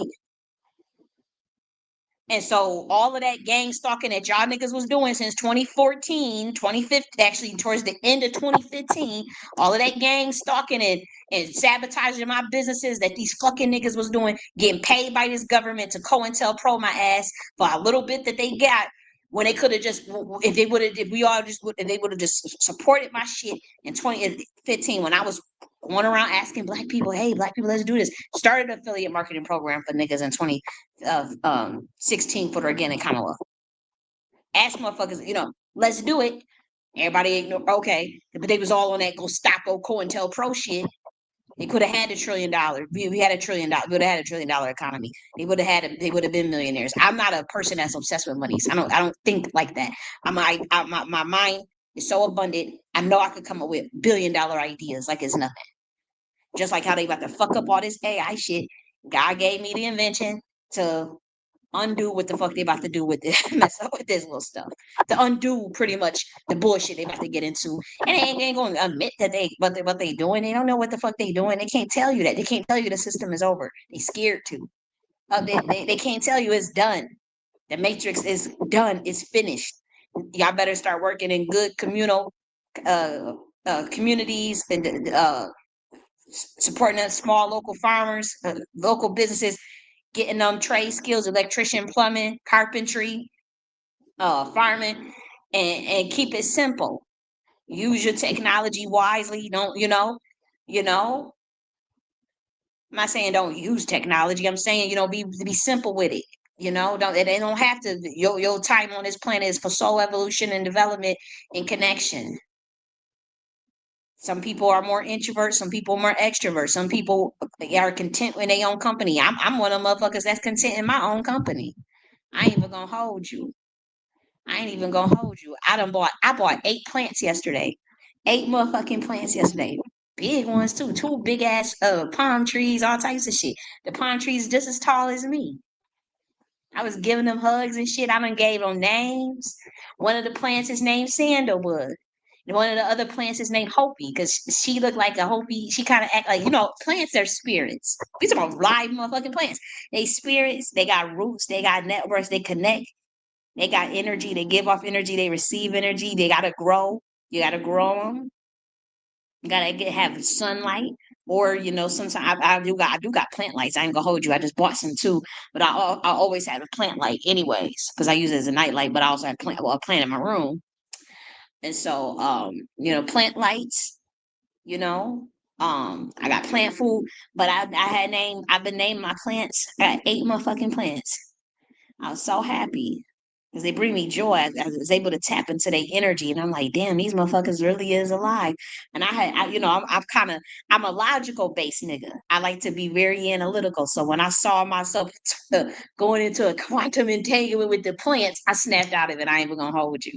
I said, oh shit, because I'm tapping into their personality, and I'm like really like. I said, "No, nah, I don't want to go all into no derangement about the plants are talking to me, So I did. I said, "No, I can't let myself. I can't. I'm all about expansion of my mind and the different dimensions." But I said, "No, that's a little too wild for me. I can't be sitting up here, really. I know it ain't no plant, but it's real. It is true. But I just cut it off. I just said, no, I ain't about to be tapping into y'all personalities and. But I do. I tell the plants they're beautiful. Get a plant hugs, all that. Yeah, I'm trying to research, make sure I don't overwater and shit. Because some plants I'm more familiar with in terms of taking care of, and I understand what they need. I like low maintenance motherfuckers. The low maintenance. They only like I got a plant, man. She don't need no water, but you can go honestly 1 to 2 months without watering her ass. No lie. And I've been dealing with that plant for, I have familiarity with that plant since for a long time. So I understand, that what they need and how to, I feel bad when I neglect it, but at the same time, I'm used to that plant. She's native to South Africa, but I got some plants that require that's not so low maintenance. I got some that some of they require bright, they need required light. They require water once a week and shit. So I got to step up my game. I said, damn, I'm kind of nervous because I never had a plant where you gotta water it once a week. You know what I mean? Like I got plants where your ass can get away with you know, well, a month or two. 2 months. I think I went, because they don't like water. I like the plants that I had, they don't like water or light. Even the plant light burn a little leaves. Even the plant light be too much for them. And I like them type of plants. They don't like light and they don't like water. That's my type of deal, because then I ain't gotta worry about it every day. And I say hi and talk to it and give it a little hug and shit and keep it moving. But I done went crazy yesterday. I got me 8 plants and I did do some research and stuff, but they are high maintenance, they require um water once a week. They require daily light. They require you to rotate them, move their ass around, you know. I had to think of those things, So I'm kind of nervous. If they die on me, I ain't gonna sweat it, But I'm gonna do more diligence. I'll say I ain't gonna say due diligence, but more diligence in taking care of their ass. I'm gonna get some plant life. Got some pots. I'm gonna get some. I got some fertilizer for their ass. Some plant food. I'm gonna get, I'm gonna give me some good soils for them, and pay attention to them, and give them hugs every day. Them plants, they real. I mean, you could feel the spirit in them. Like I said, I got one plant. Her name's Hopi. The other plant, her name is Changeling. Changeling. I said, that's such a cute name. I said, why do you want your name Changeling? She's like, I like Changeling. And then the other plant, her name's just Love. She says she wants her name to be Love. The other plant's name, her name is Sandalwood. Her name is Sandalwood. Now the other plant that I got, her name, well, his name, because it's like such a bold, powerful energy he comes with. is Lincoln. Like the car, you know how the Lincoln cars be? They kind of that old classic. They got that body, that Lincoln remind me of a Lincoln car, his energy. And I do think it's a he. I do. I'm not positive, but it gave me I'm looking at it. I said that's a real masculine. It's a real bold, powerful energy from that plant. And it's masculine. So I said, well, I'll just name you Lincoln. Like the car though, they remind me of a Lincoln car, sophisticated. And so then the other plant, now I got these palm trees. I'm gonna hold you. They kind of goofy. They kind of act silly, which I think is kind of cute. They have like a silliness to them. They do. They have like a silly, like they like to crack jokes. Like as far as like the spirit, the personality that I pick up off of the palm tree. And so the one of the palm trees, her motherfucking name is Penelope Ravinsera. Penelope Ravinsera. I said, okay, Penelope Ravinsera. That's what your name to be. First and last name, Penelope Ravinsera. And she's tall. She's same height as me. Well, I'm short, but I'm saying for a plant, that's a big ass plant. The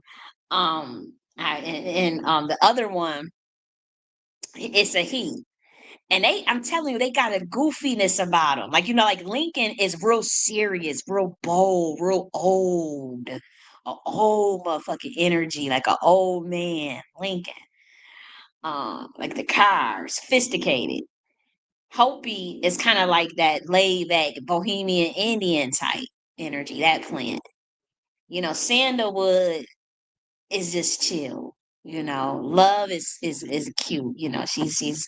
She's a cutie, and then changeling is kind of youthful. But them palm trees, I said, y'all be laughing, they silly.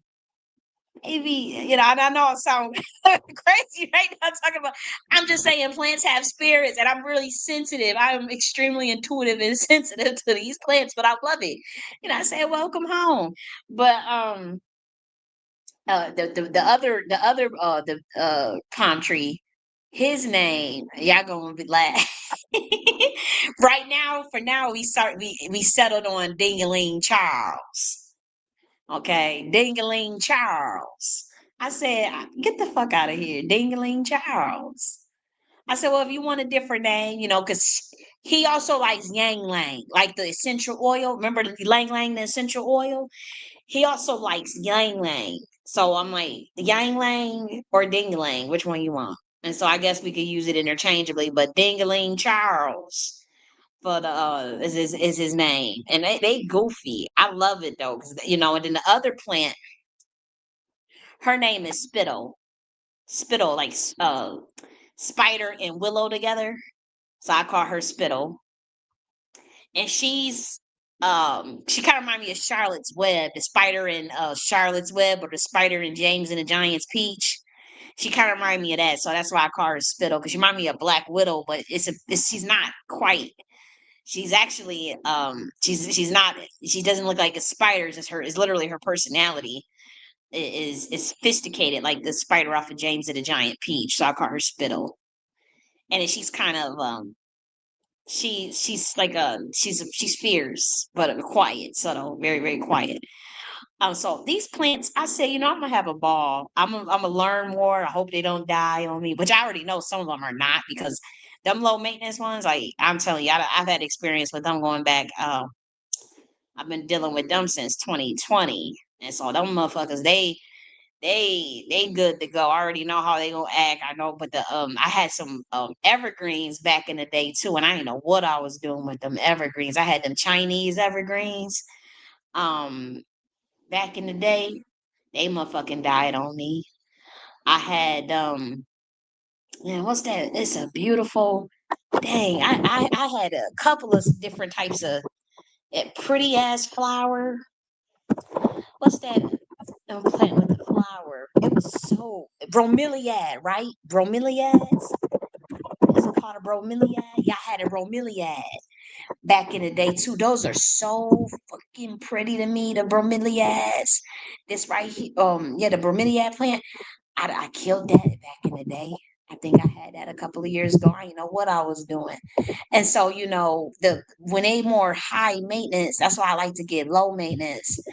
I don't have the best success with them, but I was attracted to the bromeliads are beautiful. It looked just like that. And that baby died on me because I didn't know what the fuck I was doing. That's why I like low maintenance. And she was so pretty. She was just like that. And I got a grow light.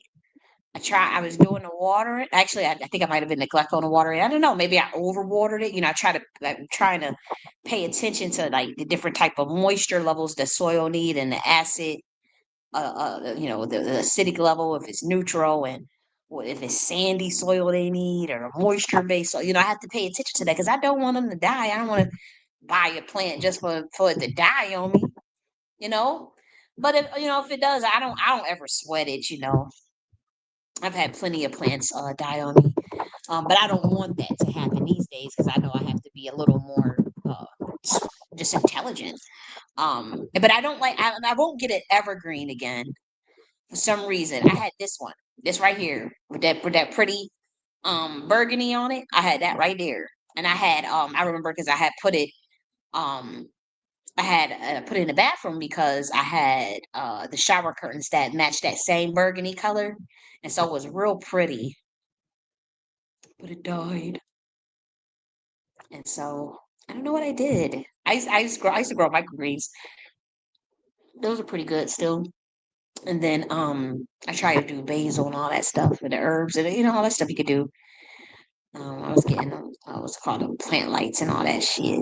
It worked, but for some reason, I don't think I did enough due diligence. I should have. I didn't even look at a beginner's guide to the Chinese. I didn't do none of that. I just bought it and just was like, and you can't treat them like that because even though they say indoor, they're great indoor plants, they still have a different quality, a level of care than say the ones that I'm used to. The ones from South, I got plants from what's native to South America, North America, and South Africa, and so I have to create that tropical environment. Like I like a warm environment, anyways. I like to keep it if I can at 80 degrees at all times and shit. Anyways, at least 80 degrees, anyways. And then I don't like I like it a little bit of humidity. I'm okay with a little bit of humidity. I don't like it too dry. So if I simulate a tropical environment, I guess I'll be okay with the plants. I don't know. I don't know. But I think that's all I'm going to talk about today. We good on time. Like I said, don't give up none of your rights. Okay. Don't fall for the illusions of conquering the divide. And this is another thing I want to say. If you can't culturally get along, and people say, okay, black and white, yeah, we ain't gonna get along. Then amicably segregate and shut the fuck up. It's no big deal to me. Many black Americans are waiting on the day. People be thinking they aggravate they hurt in black American feelings when they say we're not the same people. We're never gonna get along. We should just separate. We don't understand each other's culture. Like it's so many black Americans like shit, fine with me. Like because we know that y'all been stealing our ideas anyways. Every little thing, like it's like they be stealing like it's just a self-esteem issue that we deal with, not an idea thing, not an ingenuity thing. They just say they try to tell us we low IQ. I want to see a motherfucker go up against me. Really? We really low IQ out here? Are you kidding me? Why y'all steal that $1 trillion invention then? Hmm? Why y'all steal all my ideas then? Why I got it all in black and white and documented then? Shit, I got the blueprint for Atlantis, and I purposely refused to build under this system in this administration because their plan was just to steal my framework and my ideas and my intellectual property, act like they came up with it. They dishonorable, zero integrity, jealous, and inferior to us morning stars. Morning stars. So it's the same thing that other niggas went through. It ain't nothing different. It's the same thing Yeshua went through. It's the same thing mad motherfuckers went through already when we try to build. So If people want to say, okay, yeah, we don't want to be around y'all, shit, fine with me. I can get along with anybody. Like I said, I'm content in my own space. I'm not a nosy motherfucker. I'm not out here spying on neighbors. I don't give a fuck what nobody else is doing, long as you ain't harming no children. I know, you ain't harming got somebody hostage in your house, then I might get called or something. But I ain't out here nosy than a motherfucker. I mind my business. I'm high, I get high with my own supply. I'm content in my own space. Let me watch some shit, watch a show, watching Survivor right now. That's my favorite show, anyways. I'm watching Survivor. I'm gonna play with my plants, read some books, some shit, chill. Look at YouTube or some shit. I'm a real simple person. I'm a real simple person. But when y'all say, "Oh, we ain't gonna never get," we just need our cultures are too different. Maybe so, but we gonna put that to the test. I already know what's gonna happen. But also, if our people are hard headed and they don't follow instructions and they just if it's too many chiefs and not enough Indians, then yeah, you're gonna have some problems. But if you know you got some, don't try to steal. Like, we got some work to do too. Don't you kill all your leaders or you sell all your leaders out, you ain't gonna have no motherfucking leader. You sell all your righteous motherfuckers out there, come up with the governance systems that know infrastructure, that know processes, that know, and you get rid of them or bury them, and then when it comes time to do something on your own, you don't know how to do it because you done took $500 from the fucking government to go sell them out. Go set them up to get killed or some shit. And then you're gonna have a problem. If you don't do that, then you shouldn't have a problem. As long as you don't do that, you shouldn't have a problem. And in many ways, it has been done. But I'm saying, as long as you stop doing it, you shouldn't have a problem as a people. But for those that can get along and are evolved past all of the schisms, that are evolved past the matrix, then you should be fine. Evolve. Just still worried about you. Only an insecure person is worried about some stupid ass shit like that. Only an insecure person is sitting up there trying to start a civil war and shit. What the fuck you gotta hide? What you so scared of? Just be. Why you ain't content with just yourself? Why you want to force other people to think how you think? Why you trying to program people? Why you trying to mind control people? That's what this government is trying to do. Is literally trying to mind control what you think what they teach in school, what they remove from museums, what you trying to hide, what you scared of. That's some weak ass shit. That's some weak fucking weak. It's weak. That's how I know we supposed to be free right now. Everybody just do their own thing. Shit, if the government gonna treat us like that and violate our constitutional rights, ain't no motherfucking government. I don't know the fuck you thought. I wouldn't follow. I ain't following shit you gotta say. If you got and you take my taxes and you abuse me, you lock me out. No, I can't get a job. Jobs is fucked up. You lying about the economy. You lying about inflation. There ain't no government then. How you violating constitutional rights? But you gonna expect us to just follow? Why would Americans fold like that? Stop folding. What you done do? What you know that I don't know? What you done did? You done signed some NDA? Did you sell your soul? The fuck is wrong with y'all? I better stop. You thinking because about some race stuff? Oh, you scared? Insecure? You was probably doing some shit you ain't got no business doing. But you sitting up there acting all scary for? You don't make no damn sense. You better stand up for yourself when it get down to the wire. You chill right now. Shit, I'm chilling too. But I'm saying, a motherfucker better. If you start seeing tanks going down your street, saying you got to give up your gun. I'm telling you, what you gonna just go give it up? No, I don't care what event they use. I don't give a damn because they trying to get rid of democracy, okay? And then try to use some stupid event, some staged event to scare you into giving up your gun rights. Fuck out of here. I don't give a shit what happened. I'm telling you now, there's some things I could morally live with, and there's some regrets I can live with, and there's some things that, okay, I'm with the shits on some things, and that's one of them. And I ain't even got no motherfucking gun. But I'm gonna tell these Americans, do not give up your motherfucking gun rights, but don't use them on each other, idiots. Don't use it on each other. Use it if this, what it say? Against tyranny, against dictatorship, against authoritarianism, against fascism, against violations of constitutional rights. That's what you do.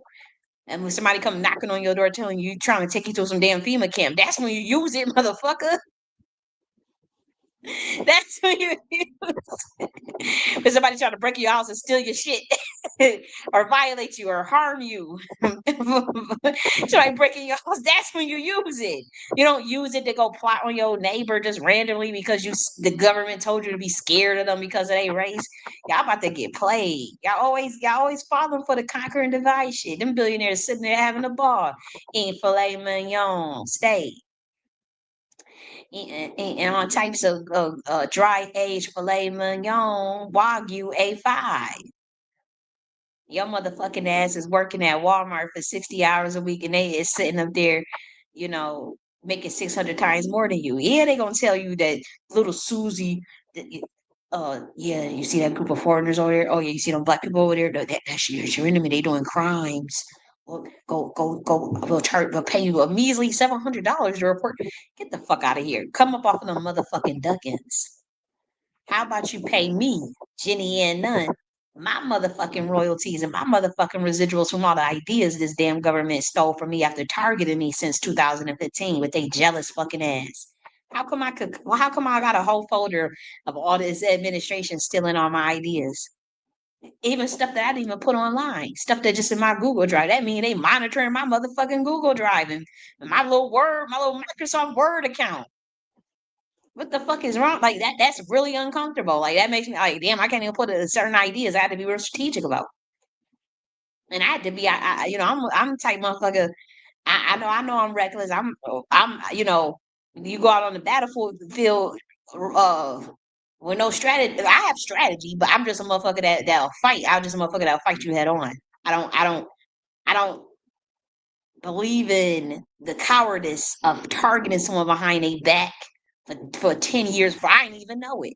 Of sabotaging somebody behind a back. Now I'm a motherfucker that's very direct. If I don't like you and I don't fuck with you, I will tell you right to your face. I don't fucking like you. You said you came at me first. I don't even know you. I don't know why you fucking with me. Put your motherfucking dukes up and I'll put my motherfucking dukes up and let's fight, bitch. That's how I am. You got a problem with me. I don't walk around with enemies. I'm like Fela Kuti, water no get into me. I'm a person. I'm like Bruce Lee. I'm all in flow. I'm into myself. I'm in competition with myself. I evolve myself or devolve myself. Who gives a fuck? But I'm about me, and I'm not a narcissist. I care about people. But this government was fucking with me. So if that's when I found out this government was doing what it was doing and targeting me, yeah, I got upset. Yeah, I'm like, bring it, motherfucker. Yeah, I run on the battlefield. Who wanted? Who wanted? Who was doing what? Where you at? Where you at? Now everybody's scared. We don't know what you're talking about. Oh, you're crazy. Get the fuck out of here. We did reversion intelligence analysis on that ass. We did triangulation discernment on that ass with the GIA military science, a 125D. Okay, you can't fuck with us. Okay, the CIA can't fuck with us because y'all use deception. We don't use dark psychology or deception. We use truth, but we also use guerrilla warfare. See, we have our methods, but we ain't doing none of that bullshit y'all on. We ain't out here trying to gaslight and gang stuff. That's their methods. They got some Gestapo ass secret warfare methods. Psychology, all this stuff is dark psychology. And so it always got to hide. You tell one lie, you got to tell another lie to cover up the other lie. You got to keep lying, got to keep lying, got to keep lying. And then you got to develop crazy means to keep people from seeing what's going on. Smear campaigns, targeted harassment campaigns, um, things to debilitate you, sabotaging businesses, sabotaging finance. That's stupidity because it's like the person that they targeting is like the government hate everybody. The government don't give a fuck if it's a satanic ass government. They don't give a fuck about you. So they paying you to target me. And I'm the motherfucker that they try. Why they trying to lock me out so bad? But why they want to mimic everything I do? That should be suspect to people. Damn, y'all mimic the good, all of the bright, brilliant ideas this person got. Y'all show is copying them, trying to, and then doing a horrible, terrible job. But y'all show is doing that. Yeah, I got a bug in my ass about that. It's been going on since the end. I'm like, when you start to review your life And you'd be like, you obviously I noticed it in 2022, obviously called it out. But I'm like, wait a minute, this shit been going on since 2016. And then you go online and you got 100,000 people talking about hundreds of thousands of people talking about the target individual program and all types of stuff. But like I said, it wasn't like, okay, yeah, you called out that person and you said that about that person. So they came for you. No, that motherfucker been following and monitoring and sabotaging me since 2016 before I even said anything about that Trump administration or anything, anybody I called out in the conscious community. It had been going on. The motherfuckers had been doing it. I just didn't know. I just didn't know. So it is what it is. I'm not sweating it. I'm not saying, I'm out here, but I'm saying, you know, you turn a blind eye because it ain't you, but they about to pull that program out on everybody. All of that bullshit. That's why that ICE stuff, that ain't nothing but training people to be gang stalkers. That's why they trying to push it on the black community. Be careful with that shit. Be careful. That's why they had that acronym group out there talking about the acronym to try to reclassify all the Black Americans to an acronym, and they training them. I'm telling you what I'm seeing. I'm highly intuitive and I'm highly analytical. They training them motherfuckers to be Gestapo ass gang stalkers. I don't care what nobody say. They have mob mentality. They got a mob mentality. They try to bring that shit in the black community. But they're working on behalf of the government. Though they working on behalf of the white folk, and they don't know it. They don't know it yet. But I'm telling you what they doing. They're gonna target pretty much all the best and brightest, and then do smear campaign. They're gonna be getting rid of anybody a person is jealous of, or it's gonna be a mess. I'm telling you, it's coming. It's horrific because I'm like, damn, they can't see it. Like you have and you know the intelligent of us in Black America, we can see that shit, but they try to say we hating. Or they just call us tellers or something like, no, we know what y'all doing. Like that shit is wicked. And at the top, we know who behind it. And it ain't no black folk behind it. They paying the black person to do it, but I'm like, damn, they really trying to make sure that black people don't ever have their own shit or don't think of leaving. That's why they trying to scare black shit. You be a sitting duck if you want to. If you got the means and you know what time it is, don't hesitate. Do not hesitate. Now, for those of us that don't got the means, like even me, shit, just know that you fight it out to the battle, even to the death. You fight it out. If it come to that, if it come to that, I'm just saying, as Black Americans, like don't be folding and aligning with that devil. Don't align with that system. That go for all Americans. Do not align with that. Do not stay free. Stay focused. Focus on the higher frequencies right now. Peace and love. Know that that a lot of it is an illusion. Conquer and divide. Now, if somebody bringing some smoke to you, beat they motherfucking ass. I have no lie. Like with me, somebody want to bring that race stuff to me and all that bullshit. I'm a highly evolved soul, but I'm not stupid. I know that these people ain't got no love for me. I know how jealous that system is of me, and I know how them people feel about me. They can lie and try to tell you they think black people lie or low IQ all they want. Why they steal our ideas then? Why they steal all them patents and all that stuff? Why they trying to get rid of IP and copyright? Why they kill Aaron Salters? Why they kill all the black inventors that come up with some cool inventions then? I don't give a fuck what they say. I know them people. I know what they think. I know how they think. I'm not naive, but I'm not in that fucking hell hole with them either. I can't be in that hell matrix with you. I'm not insecure like that. I have my insecurities, but not about that. Uh-uh. They insecure about some bullshit. They ain't got you sitting there got an imaginary black nigga in your head. And I'm like, what the fuck? Ain't nobody thinking about it? Like, nigga, like, no, I can't. I can't be. That's a low ass frequency.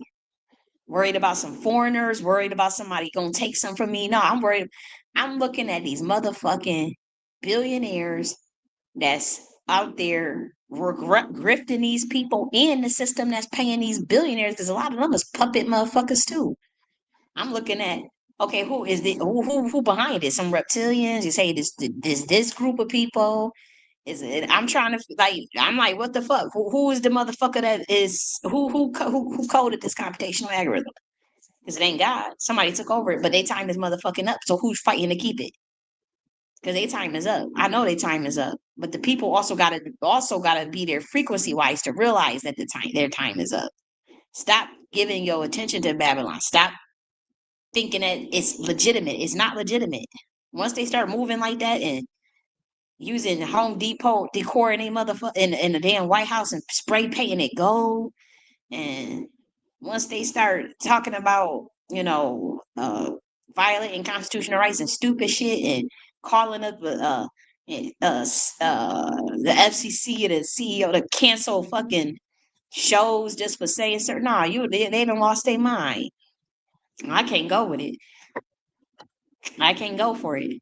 And I'm just the type of crazy motherfucker y'all love to talk about too. I love to say, y'all could be a pussy all you want. That go for Black Americans. Y'all mighty quiet too. What did you go and sign an NDA? Did you go and sell your soul? What the fuck is wrong with you? You better be making some provisions around here too in private for yourself. But I see how these communities move, man. They moving like a unit. And they not moving like a unit against their own. They moving like a unit to protect one another. And our people ain't doing it. They moving like a unit. Oh, the government told us to go get college J.N.S. The government told us to go sell out this person. Or the government told us to go surveillance this. Or she said, a Black person said they said something we don't like. Let's go with mob mentality, they ass. And fuck up their business and fuck up what y'all niggas is on some, man, that's some crazy ass shit, man. That's dangerous. It's a dangerous path. All they doing is teaching them how to be gang stalkers. And I know, I see it. I see what this government is doing. That's why I tell Black Americans to go work for ICE, and it ain't even going over the requirements. Which I did look at it, but when I saw it, I said, "Oh, and looked at it. Oh yeah, because they said something about some $50, 50,000, 50K bonus. So yeah, I wasn't gonna look at it. I looked at all that stuff. I looked at the criterion, you know, the requirements and all that stuff. I'm like, okay. And they got different levels of positions.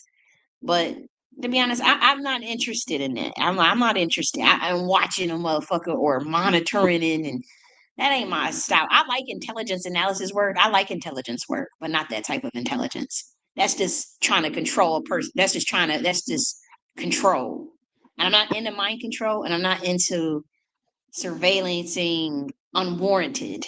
That's like warrantless searches and unwarranted bullshit. I'm not into that. That's not good. And then we're not talking about immigrants. That's the smoke screen for that. They gonna have you doing that on each other. I promise you.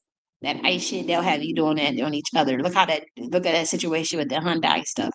Yeah, they might have been immigrants, but that's not how you do that. That was a business deal. But at the end of the day, to build a plant here, and an idiot on some gang stalker Gestapo shit goes and make a phone call and gets and detains 500 people for 7 days where they were licensed and brought over specifically to build a plant, costing the state billions. No, no, man, that's crazy. That's crazy. And now they got a lawsuit on their hand, and them motherfuckers got a lawsuit, but and maybe the government paid or maybe they don't. But that's ridiculous. And I'm saying when they bring that type of shit into the Black community, because that's where they're trying to bring it. I'm not with it. I'm not for it because I already know they're gonna try to turn it against us. I already see how the way that they had turned the Black community against me in terms of in the end of 2015 when I started getting Commonwealth and went and started asking Black people, to do the affiliate marketing and even emailing, what's your fee for marketing? What's your prices? And I see how they all acted towards me. It was like a real quiet jealousy, but also like somebody report. You felt that report, that government shit. You felt it. I said, oh shit, what's going on? What's going on? You could feel that shit. And that's when they that was when they paying motherfuckers off. Okay, that's when the government will step in. Because they got to monitor that stuff. They don't want nobody really independent. They want everybody. Oh, they want Black folks in particular to be dependent on them, or another group of people in this country. Even if the government was to fall, another group of people would try to pay off a lot of Black Americans to be dependent on them, and they'll sell out anybody that has the capability of building private and independent infrastructures within the Black community. That's their plan, and that's their goal, always gonna be their goal. They always gonna want to be to pay you off. And if you allow them to do it, then you end up giving up a quadrillion-dollar empire, trillion-dollar empire for that little bit of money they're gonna pay you because you don't know how to sacrifice or think long term. I mean, I say sacrifice, I'm talking about like for the greater good in terms of maybe not taking that money, but holding on and working together to build something longer term. Yes, some of us may die. Yes, it don't matter. Your vision got to be bigger than that, and also like play a long game. My bloodline been fighting a 1,500-year war. You know, long to get the people planning out stuff 200 years in advance and shit. You got to think long term like that. You can't be thinking short term. That's what's happening in the music industry. That's what's happening in sports. You see how they had them niggas up there taking a moment of silence for a racist when the majority of the NFL is black. And they all black men. $40 million slave. Ain't nobody gonna do nothing. Anybody gonna say nothing? I say something. I say stuff about reparations still. I haven't changed just because of this administration is doing the bullshit it's doing. I don't give a fuck. I'm an American citizen, free and clear, a child of God, an angel of God, actually, much, much higher than that, a chief architect, and a council of 99, an order of Kali, and a dragon riders, and much higher than that. And so I know that, spiritual world is real. I know this ain't just it. So I can't be moving all scary and shit, taking every little thing. Someone get me, shut up, shut up, shut up, don't say nothing. I can't move that way. Fuck this system. That's what I gotta say. So now what we gonna do? Um, we gonna look at. I gotta probably take it off. Actually, I wanna play my little music video that I made. She said I say strap that home. See, that's right. Bully Boy say much love. That's right. That's right. She said I say strap it home. That's right. That's right. And see, I'm one of the motherfuckers. I ain't even got, you know, I wanted to get, I'll look into it. I know I could get one. I don't have no record or no felony or like, I'm clean as a whistle. I mean, unless they got me on some whistle words, so you can't get it. But um, I don't have one, but it's something that I believe that if our government is doing something crazy to us and we ain't got no way to defend ourselves and they got all the guns, that ain't good. I just can't see where I just don't. I know they be always trying to gun control. I don't believe in that. That's why I said I don't ever fit in with the Republican Party, but I don't ever fit in with the Democrat Party either. That's why I like to do the knock the order because I just it's like being a conservative and then also having very liberal leanings and then very libertarian leanings. Like I'm a human is a complex spiritual being. Complex spiritual being cannot just be put in a box of left or right. Yeah, I believe in conservatism around, actually I believe in homeschooling children. If I had children, I would homeschool my children. They wouldn't watch no Nickelodeon and no Disney and like that. My kids won't be able to watch all that shit. They won't be able to watch is Hey Arnold. Maybe Happily Ever After, maybe Unicorn. Not actually, I won't let them watch Unicorn Academy either. Maybe My Little Pony. I like that show, My Little Pony. You'll be able to watch that. Um, but I wouldn't be able to watch none of that stuff. Maybe Rugrats. I used to love Rugrats as a kid. Rugrats was the shit as a kid. And Hey Arnold. That's probably about it for them. If I had them, they wouldn't be watching. They wouldn't have all that TV and all that shit. The motherfuckers be playing with a book or bop it. Remember that bop it, squeeze it, pop it. And they be playing with that shit all day. And if you get it wrong and do that scream, remember that little toy we had? Pop it, squeeze it. Yeah, play with that. You better get your ass a tic tac toe. Shit. Your ass ain't gonna be sitting there watching all that demonic ass shit on Nickelodeon and Disney.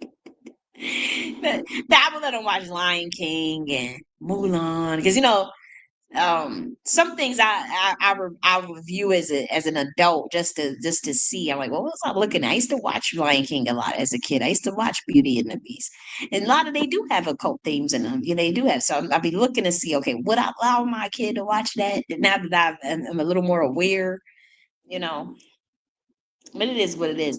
But I would homeschool my children. I wouldn't send them to no public education systems or no private schools, none of that. I would homeschool my damn kids. Yes, I would. I'm smart as hell. I homeschool my kids. They be more intelligent. Nah, I ain't gonna know everything, but the basics, arithmetic. I would actually restructure the whole education system. I actually had a whole framework to restructure the entire education system, not just with AFES and DOWS, but even with a whole more holistic. We talking about the actual public education system. My whole thinking around it is so different. So when I run for president, I'll probably outline it. Maybe, maybe not, because I'm telling you, this, this administration, it's like they hungry for ideas because they ain't got no motherfucking ideas. It's not this administration. We talking about the two-party political system. They ain't got shit. They talking about running AOC. I'm like, these are actors. Like, what the fuck are we doing? You might as well, like, what the fuck? So they have no choice but to steal ideas. They ain't got nothing that they coming up with that's original. So yeah, so it's like it's like that's why I'm like, I think that people should wake up and realize that there is no such thing as government if they can't even do the basics and got to steal their ideas.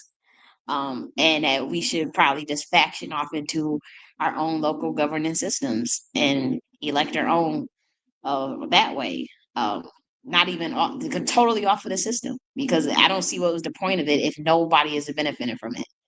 I just don't get it. That's just me. And all this, these laws, man. That's what I'm saying. You just have to say it's not real. It's not true. Because you just made that up. It only benefit the billionaires. It don't benefit me. It don't benefit us. So fuck that. That's how you're gonna have to get eventually. Maybe one day. I don't know when, but it's coming. It's coming. But yeah. The some of the conservative ideas I understand. But I don't believe in forcing nobody into no religions, forcing religions on people, forcing people to think how I think. I don't give a shit about that. I don't drink, but I wouldn't force the temperance movement on everybody. I would hang with people, like it's certain things that, you have to. That's just, I just, it's like, I don't feel compelled to control another person. That's what it is. And these political parties, that's what all it's about. Then the left, they doing weird stuff that I don't care about. Now, some things I do care about because I care about like healthcare for all, and like uh, food sustenance and those things for Americans that can't afford it, and looking out for your elderly, looking out for your disabled and stuff, and I believe in that too. I do, you know, um, and but they do some stuff that I don't be caring for. They're obsessing with gun control and obsession with what's it doing? Uh, those things of surgery for kids or some shit for sex changes on that. Now I can't get with all of that. So that's why I don't. My thing is, my mind is outside of that two-party political system. The goal is to get people's minds outside of that two-party political system. It's nothing but mind control. It's nothing but the matrix. Start just thinking of your own thing. Like, I do my Nocti order. I got my own political views and ideas of governance, and even ideas of politics that has nothing to do with this matrix. Has nothing to do with that system. Has nothing to do with joining a secure society. Has nothing to do with shadow government. No. And so I'm a little ahead of my time. So I just wait till people motherfucking wake up. I guess if they ever wake up, or just rely on myself like I've been doing, and God. So what we gonna do is we gonna listen to my music that I came up with. I come up with a new production. I was happy as hell too to come up with this. I made the video. I put all the clips together.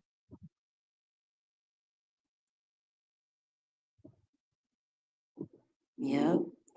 Put all this. I didn't use no AI. I produce it, add little effects and stuff. And so we're gonna play my little song. The song is called "Take Command, GIA." And so produced this on Retro Blue. He has copyright, so I use he has copyright free thing, so I use some of his stuff with permission.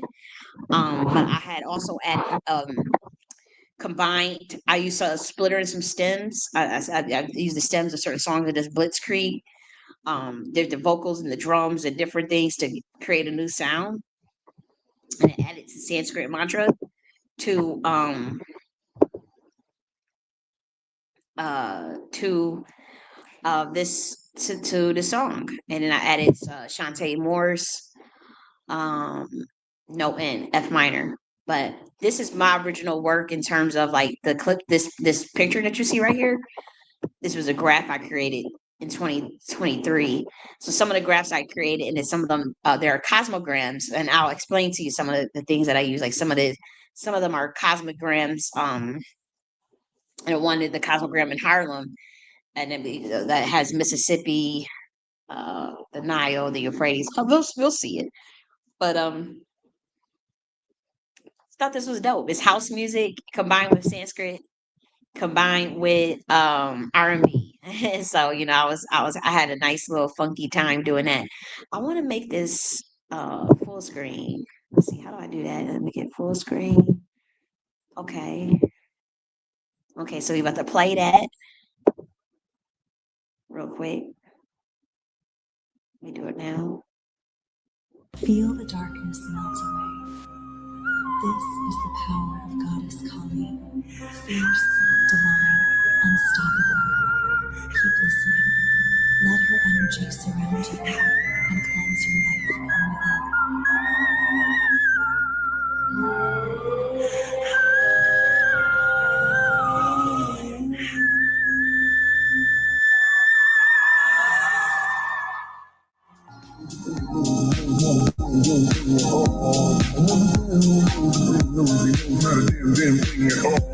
And every man who knows a thing knows he knows not a damn thing at all. And every man who knows a thing knows he knows not a damn thing at all. And every man who knows a thing knows he knows not a damn thing at all. And every man who knows a thing knows he knows not a damn thing at all. And every man who knows a thing knows he knows not a man who knows a thing knows he knows not a man who knows a thing man who knows a thing man who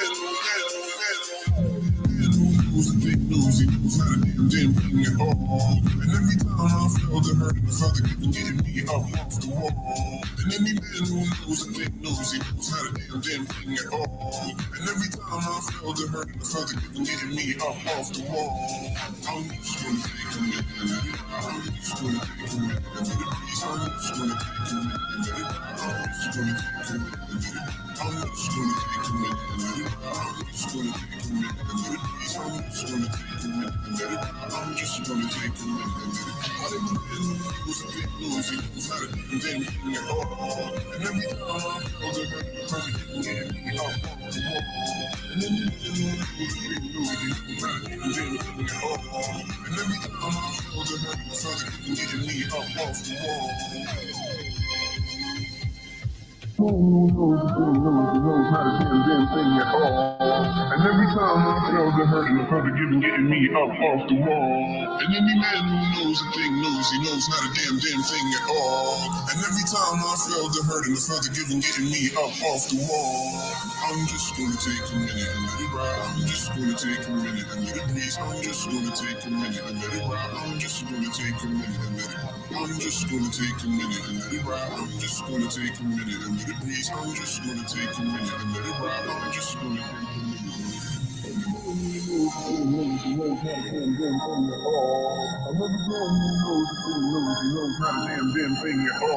And every man who knows a thing knows he knows how to man who knows a thing knows he knows how to man who knows a thing man who knows a thing man who knows a thing knows he knows how to damn thing at all. And every time I feel the hurt and the father getting me up off the wall. And any man who knows a thing knows he knows how to damn thing at all. And every time I feel the hurt and the father getting me up off the wall. I'm just gonna take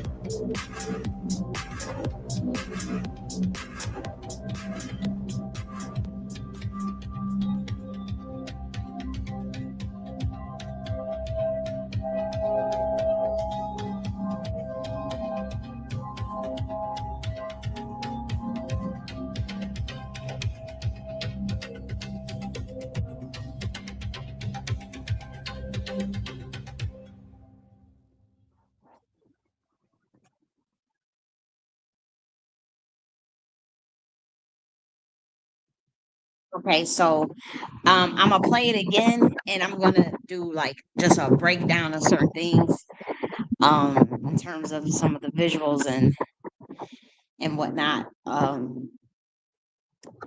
Yeah, I'm gonna play it again. Feel the darkness melt away. So this is obviously a protection of love and peace for anyone who um, vibe with me, that support me, and so This is the power of Goddess Kali. Fierce, divine, unstoppable. Keep listening. Let her energy surround you and cleanse your life from within. this is the stellar gateway graph that details the octaves of the that are attached to the physical body and the dimensions that they reside, but also the Kapanda, the pyramid of the Kapanda, which is from the Nike philosophy, is is within the mind. It is those are the chambers of the mind that are within, and the octaves of the interdimensional self governs the chambers of the mind. So it comes before um, the chambers of the mind, and then the content that is within the pyramid of Kapanda comes after even that. So that's what that is. Right? And I designed that, I want to say a year ago, probably.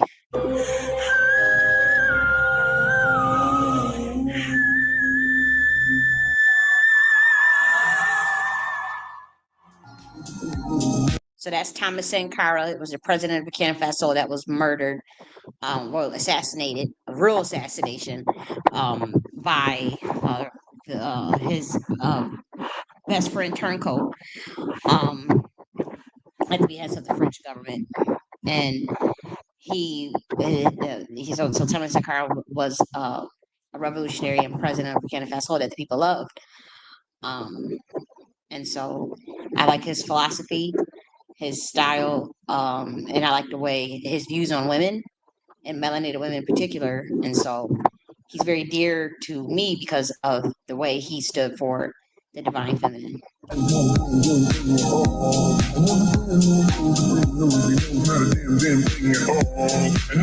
who knows a thing knows he knows not a damn thing at all. And every man who knows a thing knows he knows not a damn thing at all. And every man who knows a thing knows he knows not a damn.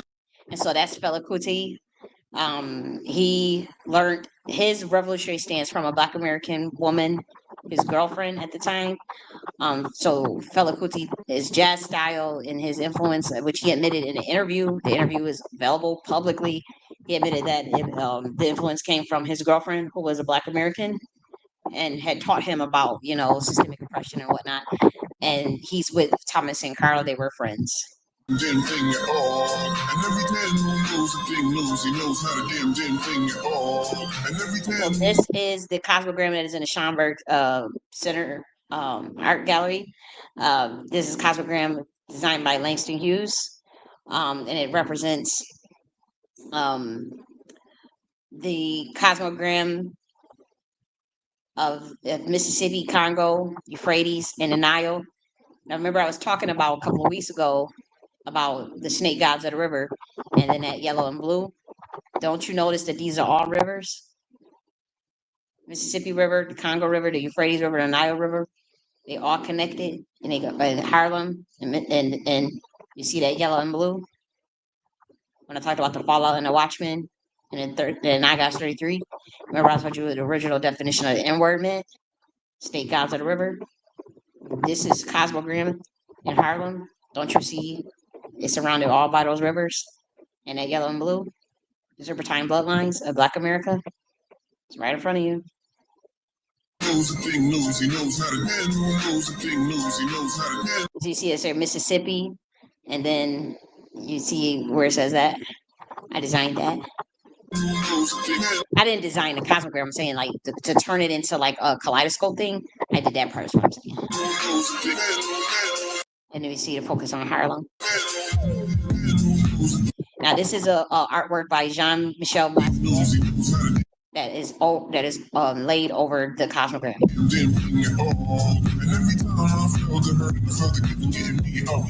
Because that's also, believe it or not, this is also a cosmogram as well. A lot of people don't know that, but it is. This is a cosmogram right in front of you. But people just think it's Jean-Michel Basquiat's artwork, but it is much deeper.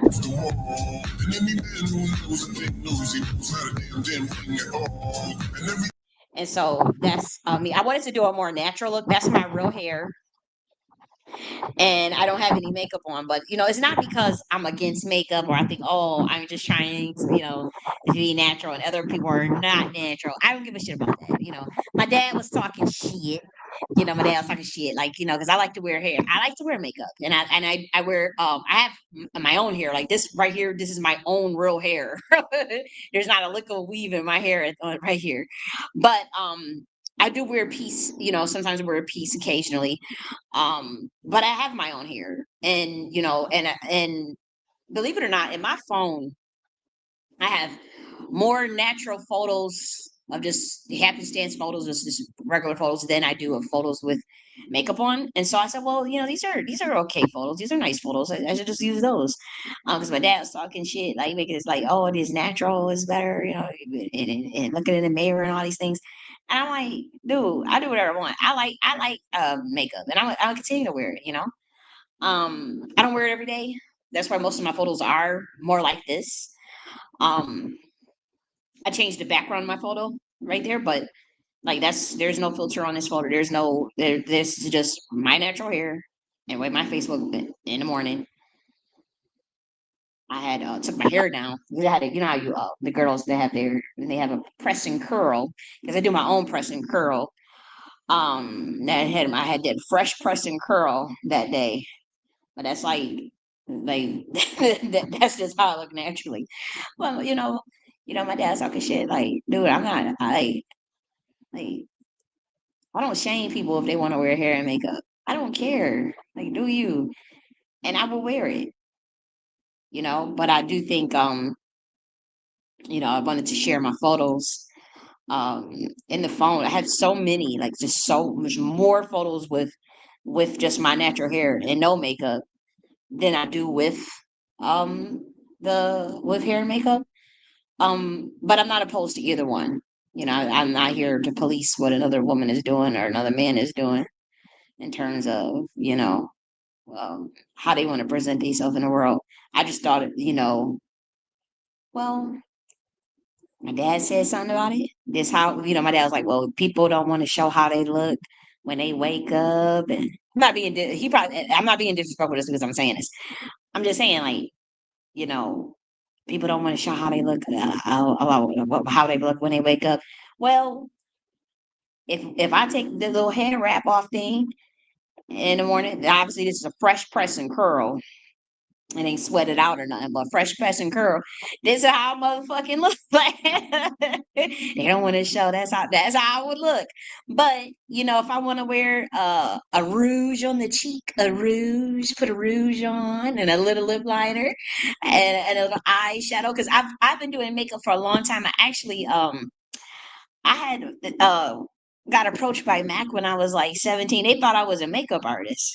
I'm really I taught all my friends how to do their makeup, and when I was at college, I did all the girls' makeup for the club. All the girls' makeup for the club. Yes, I did, because they didn't know how to do makeup. But I was like, I mean, I'm a professional level of makeup, like contour, lighting, um, understanding concealer, how to contour the shadows of the face, how to bring out lips, how to bring out your cheekbones on. I know how to do that professionally. Eyeshadows, you know how they be doing them different eyeshadows and how to blend it and how to do I know how to do that professionally. The lips, how to make your lips look plump, all types of shit. All the little tricks of the book, I know how to do that. The only thing I don't know how to do good was eyes. Oh, not eyebrows. I actually know how to do eyeshadow pretty good, but eyebrows has been my weakness. I never knew how to do eyebrows good. And what's it called, the cat eye. I always wanted to do a fierce cat eye, so I used to always have to have tape. You know how you put the tape on at an angle and then you do your cat eye for the liquid with the liquid liner. I always have to do it that way, but I know there are women that can do that cat eye without no tape, no nothing, and they can get it symmetrical. Like, in order for me to get it symmetrical, I have to use tape. And that's a lot of work, because then I have to go get tape, put it on the eyes, and so a lot of times I don't do a cat eye. I know how to do a cat eye. I just have to put a significant amount of work in it. And to me, putting tape on the eyes just to get it symmetrical is a lot of work. And so I may do one of the tapered cat eye that's really short, but I'll be wanting sometimes to do a dramatic cat eye. You know, under the eye liner. I'm okay with that too, but I don't really like to wear it because it agitates my eyes. But other than that, I love makeup. I know how to contour all types of stuff. Where the rouge go, how to apply. A lot of people don't apply rouge properly on their face. They don't do their contour right. I know how to do all of that, like professional level. Like if I wouldn't start a makeup channel because it's oversaturated, but if I had the bright idea in the young days, I would. I'm telling you. I taught all my friends how to do their makeup.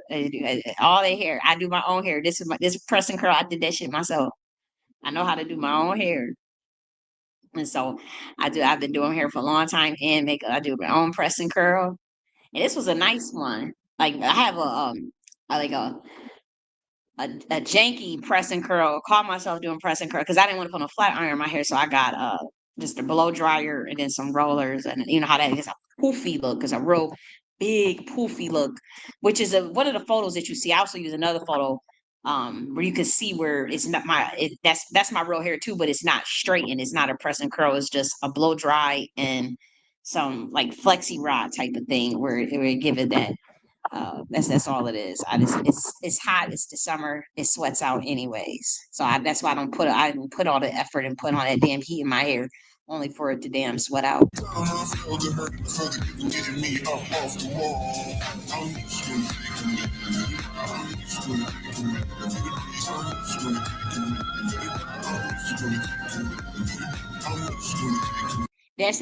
are cosmograms. There's more cosmograms.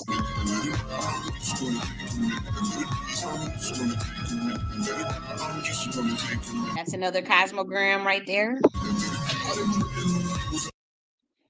It's not satanic. It's not the devil. You see planets. You see earth, fire. You see the seasons of spring, winter. fall. It's a very simple stuff. It's not Satan. It's just a cosmogram. You see the planets, and stars, and moon, and sun.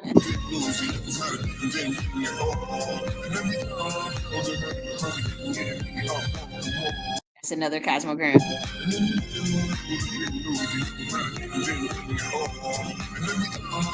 That's the hairstyle I've been wearing this summer because it's been too hot to do hair. So I've been wearing this hairstyle.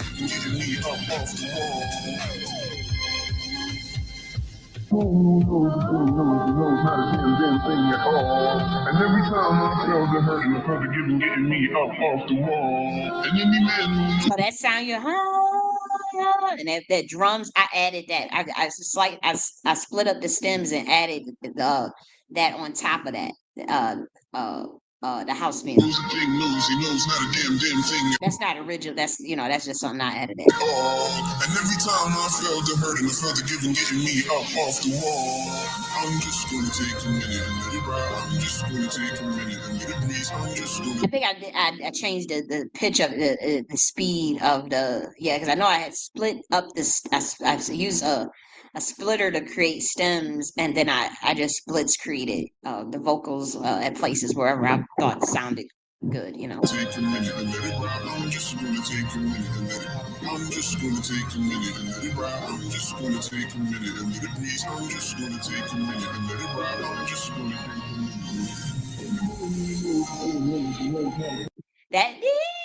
That's actually a Shantae Moore sample. It's real subtle in the background, but that's her. When she started that scream part, that's that part. I was playing around with it, but I didn't quite know how to get it right, so I just let it go. But that little. It sounds like a beat. That's actually her voice. I'll remind it just a little bit. You could probably hear it. That's Shantae Moore. I was trying to put that throughout the whole song, but it's something throughout the cadence, so I just stopped messing around with it. Sound like a whistle. That's her voice. And every man who knows a thing knows he knows how to. Man who knows a thing knows he knows how to. Man who knows a thing. Man who knows a thing. Man who knows a thing knows he knows how to. And then bring it all. And every time I felt the hurt and the felt the getting me up off the wall. And any man who knows a thing knows he knows how to. And then bring it all. And every time I felt the hurt and the felt the getting me up off the wall.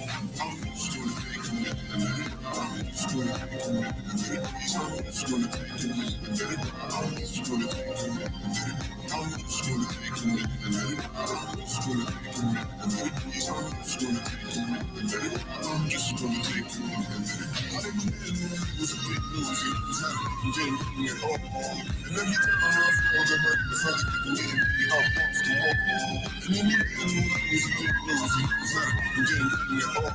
And every time I felt the hurt, the felt it getting me up off the wall.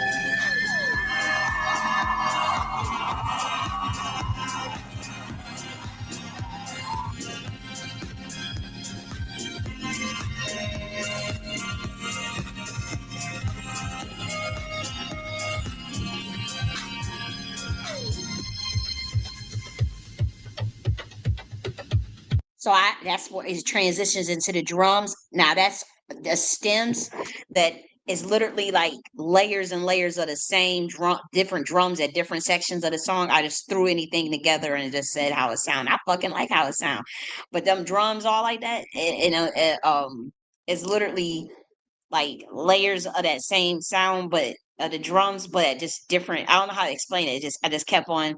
I just threw whatever together, but I wanted some drums and I wanted it wild sounding. And so that's what that did. Now I added this photo to make like a kaleidoscope effect. And so I did that too to have that effect. You see it changing the colors. That was me changing the colors.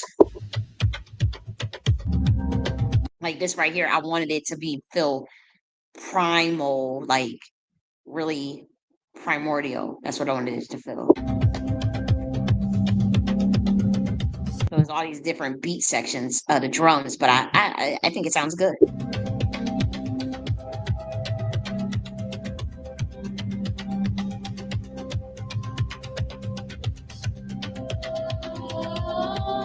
And I also did that with the vocals, just add in the vocals at any place that I wanted to.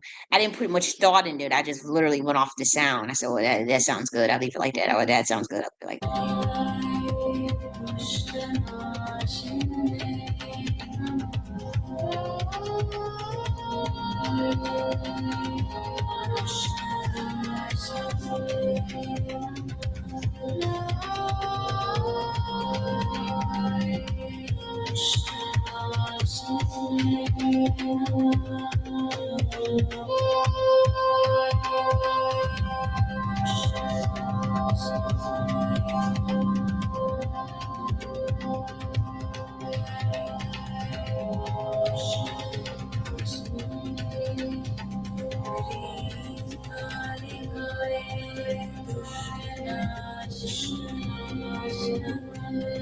You can even hear some of the echo. That's why I was layering the same vocals at different parts too.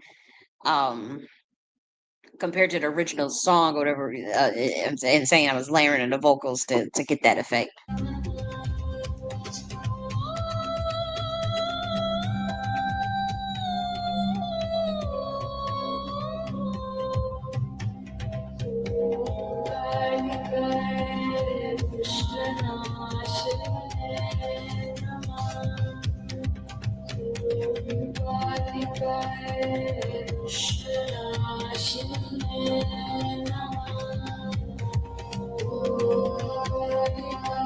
Yeah, I had went crazy with that that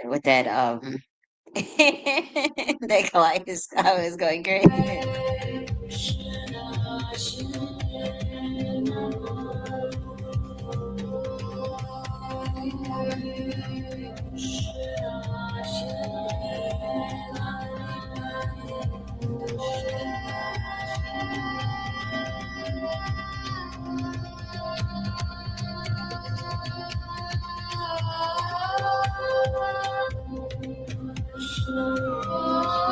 So that's Shantae. That's a picture of Shantae Moore, and that's her voice again, right there.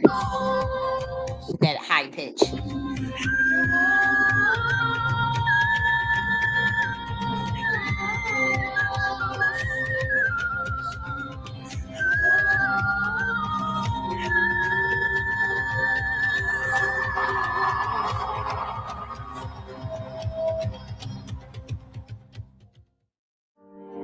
So I had made this little beat. I thought it was a cute transition into the next song. I thought it was, so I was playing around. And I said, you know what? I like that. I'll keep it in here. So this was me playing around.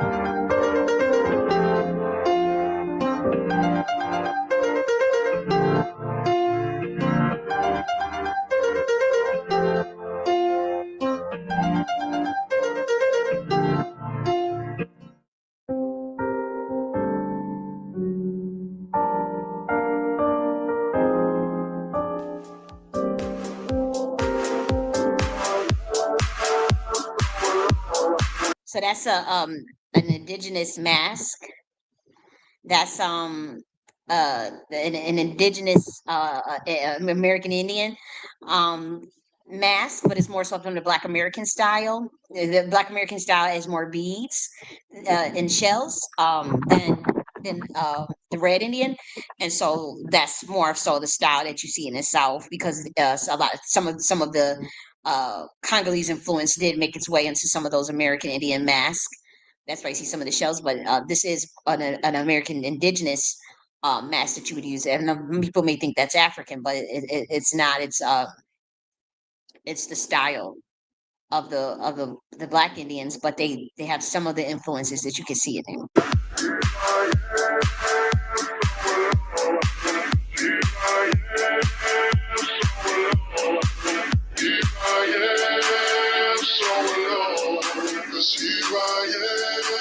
And so that's a photo, and I wanted to make a kaleidoscope with that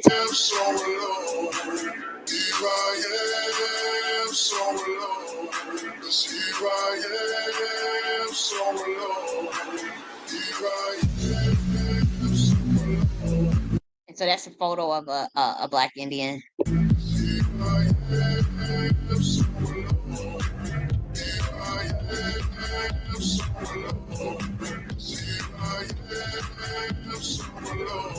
I don't know who it is. I just saw the photo on Google and I liked it, and so I just used it.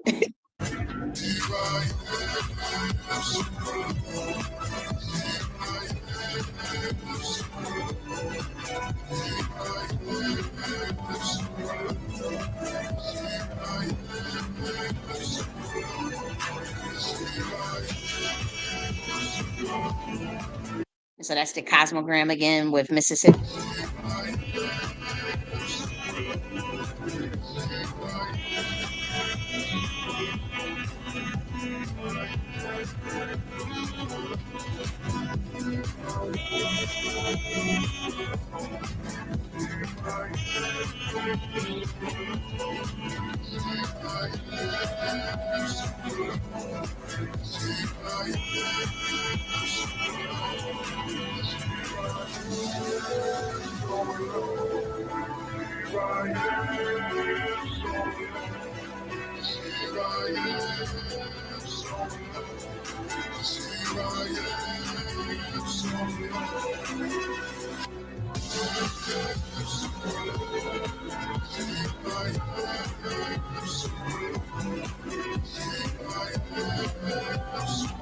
So that's the once again I added the voiceover in there. I probably should have sped the voice up a little bit, but I was I just wanted to blitzkrieg it. I don't this I got some hot fire for your ass next week. Now I gotta be careful because I think I'm gonna get copyrighted on that one. I don't know, but I've been trying to be smart and do my due diligence, and then I'm actually after that I'm probably gonna have to get into like just making my own beats and singing and writing because I know how to sing. I'm gonna have to just do my own shit like just completely off scratch. And I'm a little nervous of that, because I don't have any formal voice training or anything like that. But, I guess the soul is what's important. The rawness is probably important. So I'll probably just have to find a way to uh, produce an actual whole beat, without having to use samples and stuff, which I know I put my mind to it. I'll be able to do something like that. And just sing my own song and my own, like instead of having, that voice, the girl do that, I would probably have to be the one to do that. Um, but next week, man, I had a ball with that song, but I added violins, pianos, bass, all types of stuff to the song because the song is actually sung a cappella. So I just was able to just make my own beat with it. But I'm not, I feel like a novice. Like I feel like I don't know what I'm doing, but I'm just going off. Okay, that sound good. Yeah, that sound good. But I'll be seeing stuff that say the one three fourth of a chord, one third of a chord. I don't know what the fuck none of that mean. I just like so. I'm. It makes me excited, but also nervous at the same time.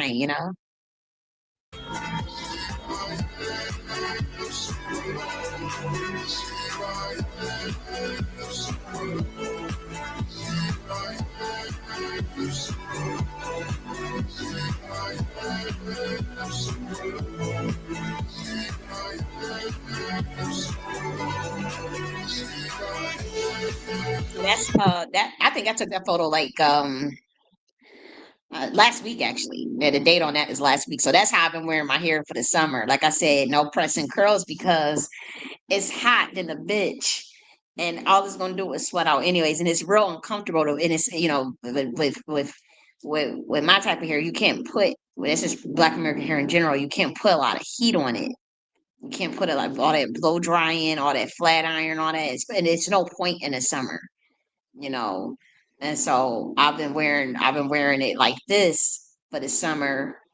I can't actually wait. I actually like when it become fall and because then I could do like that press and curl I had earlier. That was more so going. That's the spring, you know, and then I can wear it like that. I could wear something. Actually, that was the summer too, but at that place I was at. I had an air conditioner in there, so it didn't matter. It wouldn't sweat out as much of it. It had an air as I have an air conditioner, but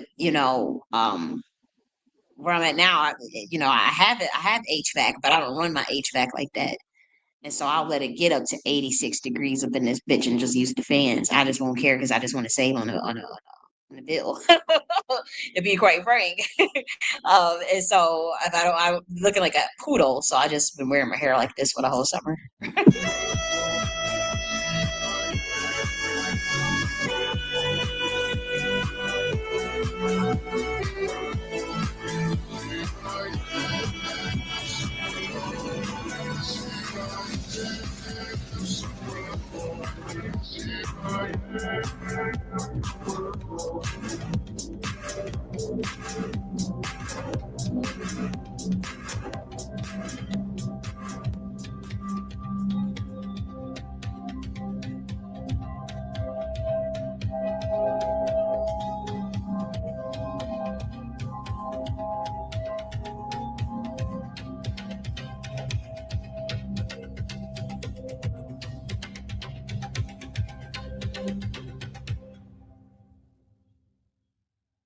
And so that's the, remember, that's the stellar gateway. It's your, um, the chakra that after you get your soul chakra, the stellar gateway is next. And then we also have the earth star chakra, which is connected to the soles of the feet, where when your feet is standing on the ground, that connects you. That keeps you in your physical. That keeps you in equilibrium, like in this particular dimension, in this particular vector space. And then but your soul star, especially with your the octaves that of this oversoul that are attached to the physical body, that governs the chambers of the mind, that soul star that's on the top of the chakra, on the top of the head, connects to that stellar gateway, upon um, your death. But it's also still connected even right now while you're in the flesh, even if you don't even feel it, even if you don't know, it doesn't matter. And so that graph is freely available to study as well. That graph is freely available to study for those that's interested. It's cool stuff. I came up with it. I was like in a quantum entanglement session, just really out there. And sometimes that happens.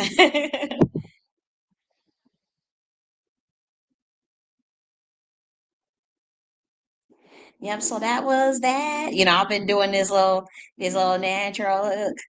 Um, but let's see. How do I? Okay.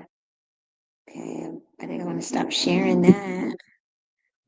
I'll go. Do I share here? I think we may. Yep. I think, because to be honest, I want to show you guys. Actually, I know what I want to show you. I wanted to show you guys something on, because I know Cardi B, she's doing something with selling some CDs or some shit like that. So I wanted to show that. But then after that, I want to show you a show. It's a message in the show. It's a message. It's called Happily Ever After. Ooh,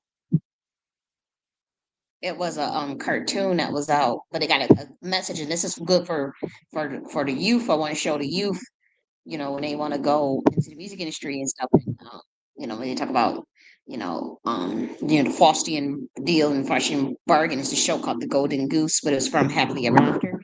It's a good lesson. I will have to take it off of YouTube. But I want to show that. It's only 28 minutes long, and I'll stop and you'll see where they talk about they do, like, literally, like, the value of helping a stranger, helping, or how in the Bible it says, but you may have, entertained an angel, or you may come across an angel, and so it's a really good lessons to learn in that little show. And then there's a part of the song where the part in the show where they're singing this song where it's like, if you take a shortcut, you may literally have to. But they talking in code, but it's like, you take shortcuts, you would literally may have to sell your booty, and it show like literally your booty hole. And it's coded, but when we watch it, you'll probably be like, whoa! If when we were kids, it shit just totally flew over our head to see. But the one thing about that show, and it was catered to Black Americans when we were growing up.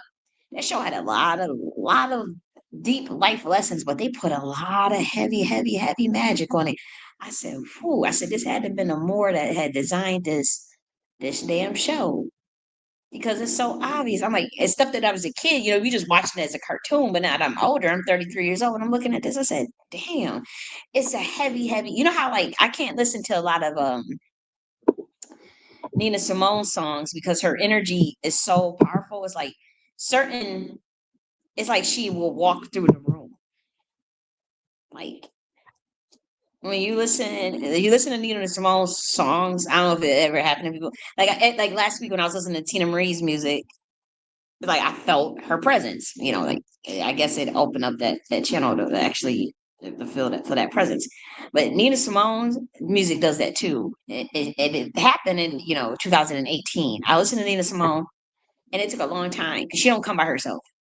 She come one of the big dogs, like literally. I'll just tell you. So Nina Simone, very powerful, powerful aura, right? And very genius aura, very, very powerful. She's not, a tranquil, what's it called, in tranquil spirit or anything. She's not that. But I was listening to her music, and I don't know if she does it with everybody, but I'm just saying, like, I'm very sensitive. So in 2018, I was listening to her shit, and her music, is powerful. It's beautiful. But I don't listen to her music because it's too heavy. It's like okay, she done walked up in this motherfucker. And in 2018, I have felt that. But guess what she walked in with? Lucifer, 2018. Do you know how long it took to get that energy out? Like I had to get that heaviness out of my room. And I was in Columbia University in 2018. Uh, and at the time I was staying on what's that, Nicholas Ave or some shit like that, by the Frederick Douglass Boulevard and all that. And I'll never forget that because it was so heavy. And I was like, okay, I had to go get Uriel. I had to get, Uriel had to go and get it out. The room. Just from listening to her music. No lie. I said, what the fuck is Lucifer in here? I said, okay. So I had to go and get Uriel's ass. And he was so powerful. He was powerful enough to get it out. And I'm not saying I'm not putting any value laden on it. However you perceive it is how you perceive it. But I'm saying the energy was just that. It freaked me out. Like I'm like, why is this so powerful? Where I turned it off, still feeling it, and so I had got Uriel was enough because Uriel is very mercurial energy. Uriel kind of remind me of like a tornado, like a gray tornado, black gray cloud that can overtake. It's very powerful. And that's one of the archangels for those who didn't know. Um, but yeah, I was like, wow, what the hell? I mean, it's 2018. I don't know anything. I'm a chaos esoterist. I do, I'm not trained in nothing. I'm not a ceremonial magician. I'm not a practitioner. I'm not, I just do my own little thing. And so I didn't know what that was, and that was just me listening to the song. I wasn't doing nothing over one prank. I was just literally listening to her body of work, but examining it from a very spiritual point of view, in terms of like really liking it. I was like, this is a very powerful body of work. Her body of work is just really powerful as a musician, as an artist, but it's heavy. It is really really heavy, and she is genius, and she's a genius. You know, I was like, wow. And that was in 2018. I think I told one person about that. This is my first time ever talking about that publicly, but I had told one person about that in 2018. I said, why? But I don't listen to her music to this day because of that. It's just too powerful. I have nothing against it. Like I said, her body of work is absolutely genius. It's absolutely genius. Um, it's just certain energies is too heavy for me to handle. It's just too heavy for me to handle as far as the cadence that it puts you in. There's other artists like that. It's very there's very seldom because every artist has a spirit on their music as far as how what they put into it, how they can what the production process of what their intention was and even creating it.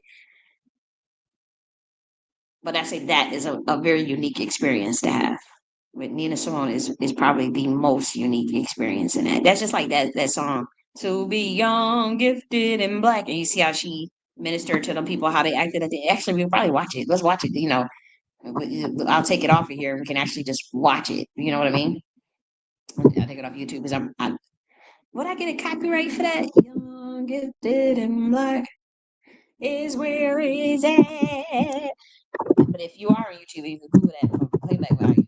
Um, you can see what I'm saying as far as her power to administer. And look how all of the black people, look at all of the black people reaction to that song, how the joy in their eyes, the look in their eyes, you know, that's Nina Simone effect. That's the Nina, I'm not Nina Simone, Nina Simone effect. And it's very, very powerful. And she's in the know. She knows how she communicates with spirits. And she said it like even in this, I think it was Lorraine Hansberry. She said she was talking to her through, and people were thinking that's crazy and all that. No, this lady knows some things. Okay. She was a neck she was a medium. So her ability to know these types of things and then also getting exploited by the music industry and just simply really wanting to go to Africa. Like she said, she just her the best joy of time in her life was just living freely in Africa, not worried about money, not worried about anything, just literally just in Africa. And they also would pull the she's crazy when they wanted to control her and MK Ultra her and all these things. It's a wicked industry. This is what they do to our people. And she didn't realize she's like, I think I would have been much happier had I just been a classical pianist and then she felt like a failure. But we're looking at her like, what the fuck are you talking about? You're Nina Simone. Like, what? So there was a lot of tragedy in her life and a lot of pain and genius and rawness that people saw that those gifts, wanted to exploit it, wanted to control her. Everything's about control of these people's gifts, you know, and it's very infuriating actually. Um, but Nina Simone is one of a kind. Um, I've watched the show What Happened Miss. It was a documentary in her life. I was like, it's called What Happened Miss Nina Simone or something like that. Because she had her issues, dealing with toxic men, being toxic herself, according to her daughter. It's a lot. It's a lot. And dealing with calling out racism. I think she had a song called Mississippi. God, Mississippi. You know, she had to come up with that. Um, she talked about how Billie Holiday was murdered. Um, you know, she called out a lot of stuff. Um, and took a hit for it, just like Earth the Kid. Earth the Kid was heavily surveillance. A lot of people don't know that. A lot of most of the black artists were at that time. That's why they make them sell out now. That's why they do they don't put that on them no more. But back in those days, it was like a known thing that the music was being used to minister to black people in a way to lift their spirits and to keep them higher frequency, to communicate things with them, and also the artists themselves were actually radical. Like Earth the Kid was actually like behind the scenes and stuff. Paul Robinson, Medgar Evers, Nina Simone, the artists back then, even a lot of the artists in the Harlem Renaissance, James Baldwin, Zero No Hush, the writers, they were actually radical. Whether they had handlers or not is not the point. Like they believed in what you know, and fighting for justice in a real sense, not in a performative sense, not in a Masonic sense, but like in a real sense. And they paid a price for that. A lot of them did. Mostly all of them did, especially the women, because the women doubled down harder than how the men would. So the men, they just throw a white one in front of them, yeah, you're done.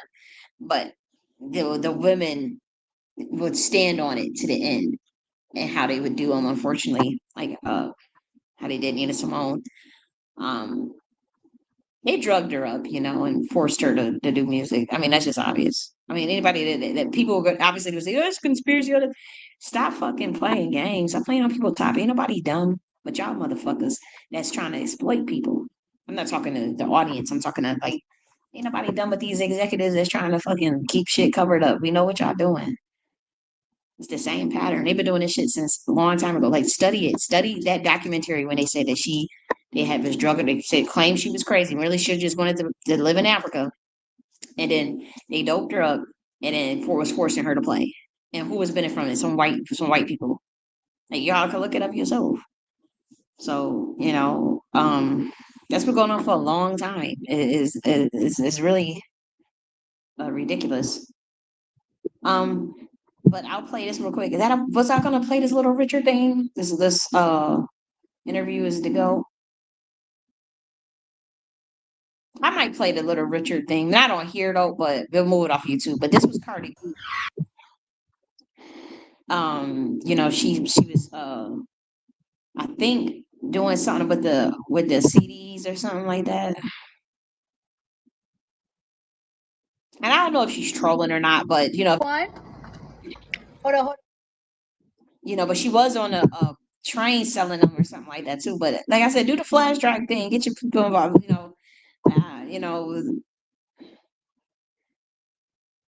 I think she's released her album today, actually.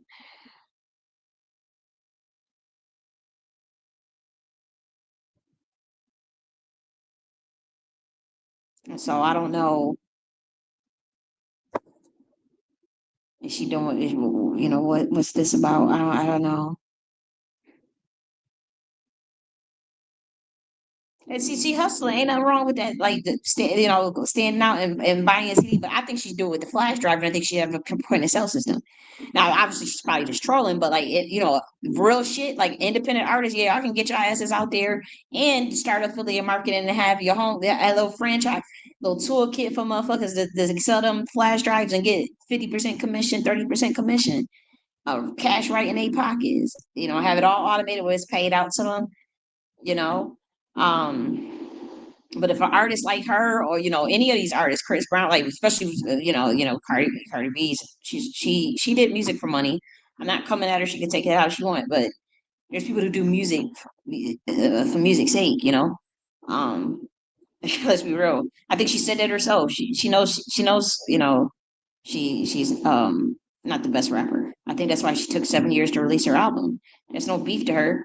I think she should have tapped into the red bars energy, you know. Um, I think, how do I say this? I'm going to give a very objective, not objective, but it is subjective.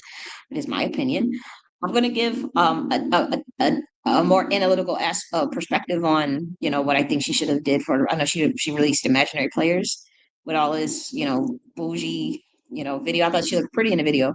I think with the economy being so bad and people like losing fucking jobs, I think that it was kind of a disconnect because people were kind of like, like, well, we don't care about you eating lobster, and most black people they stop eating lobster. They see lobsters as big roaches, right? So I thought that was kind of weird. Like the lobster on that plate, it just looked horrific to me. I'm like, oh, I literally almost wanted to throw up. And perhaps you should have, had a different food on that plate, perhaps. But anyways, I'm thinking of the food, whatever. Um, what was interesting though, is like she had these beautiful outfits. I thought the outfits were nice. Um, However, I just felt that I thought energy wise, I think she should have tapped into that red bar stuff.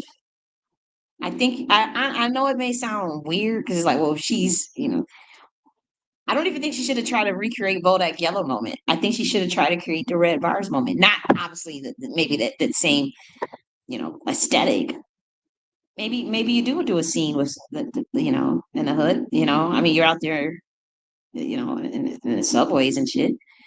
I think she should have tapped into that. There was something with instead of imaginary players, it was too mellow. I just need something hard, hard. That kind of like, wait a minute, what is this? Red Bars does that. What was that other one? Yeah, money. All I want to see is the money. I got bags in the coops. That is even a little too commercial. I felt it was too commercialized. It was too produced. It was too produced. That's how I felt. I thought the video was nice though. I mean, she looks obviously very pretty in the video. Um, I just felt it was too produced, and I think people are looking for something a little more raw. That's not trend set. That's not following trends. And I think what what made people they see okay, Cardi could actually pull off. Cardi could pull the artist thing off, perhaps, maybe, or at least the performance aspect of it. I think Red Bars was that for me. And because it seemed like it was hard. Now, whatever you feel about Cardi B, I know people are religious. Oh, she's doing this, she's doing that. Whatever, I'm not into that. I'm just speaking, on music. Um, I think the rawness of that of Red Bars, it would have been something. And I think she could still do it. Like for your second single, especially you out here hustling like this with the CDs and you doing the Master P thing. I think you need to get the flash drives. You need to follow all that shit I talked about in that little framework.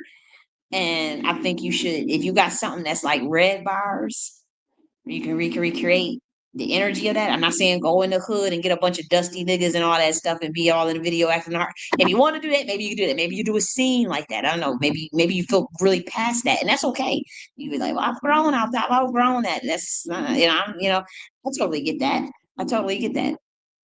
But I'm saying, you talking about how you fought. You remember you saved $80,000 you invested 80,000 to get your music played by certain DJs. Talk about that experience. If you can create a song real quick, even if I mean, I don't know if the album's released or whatever, but you know, maybe another single or something where you talked about like how them DJs was doing you. Maybe you talk about how they wanted to proposition you to fuck to just to play your music or something hard where you had like Red Bars was where you were talking about, even talk about maybe the comparison from then and now, how what it took, what it takes, the grit that you have to have.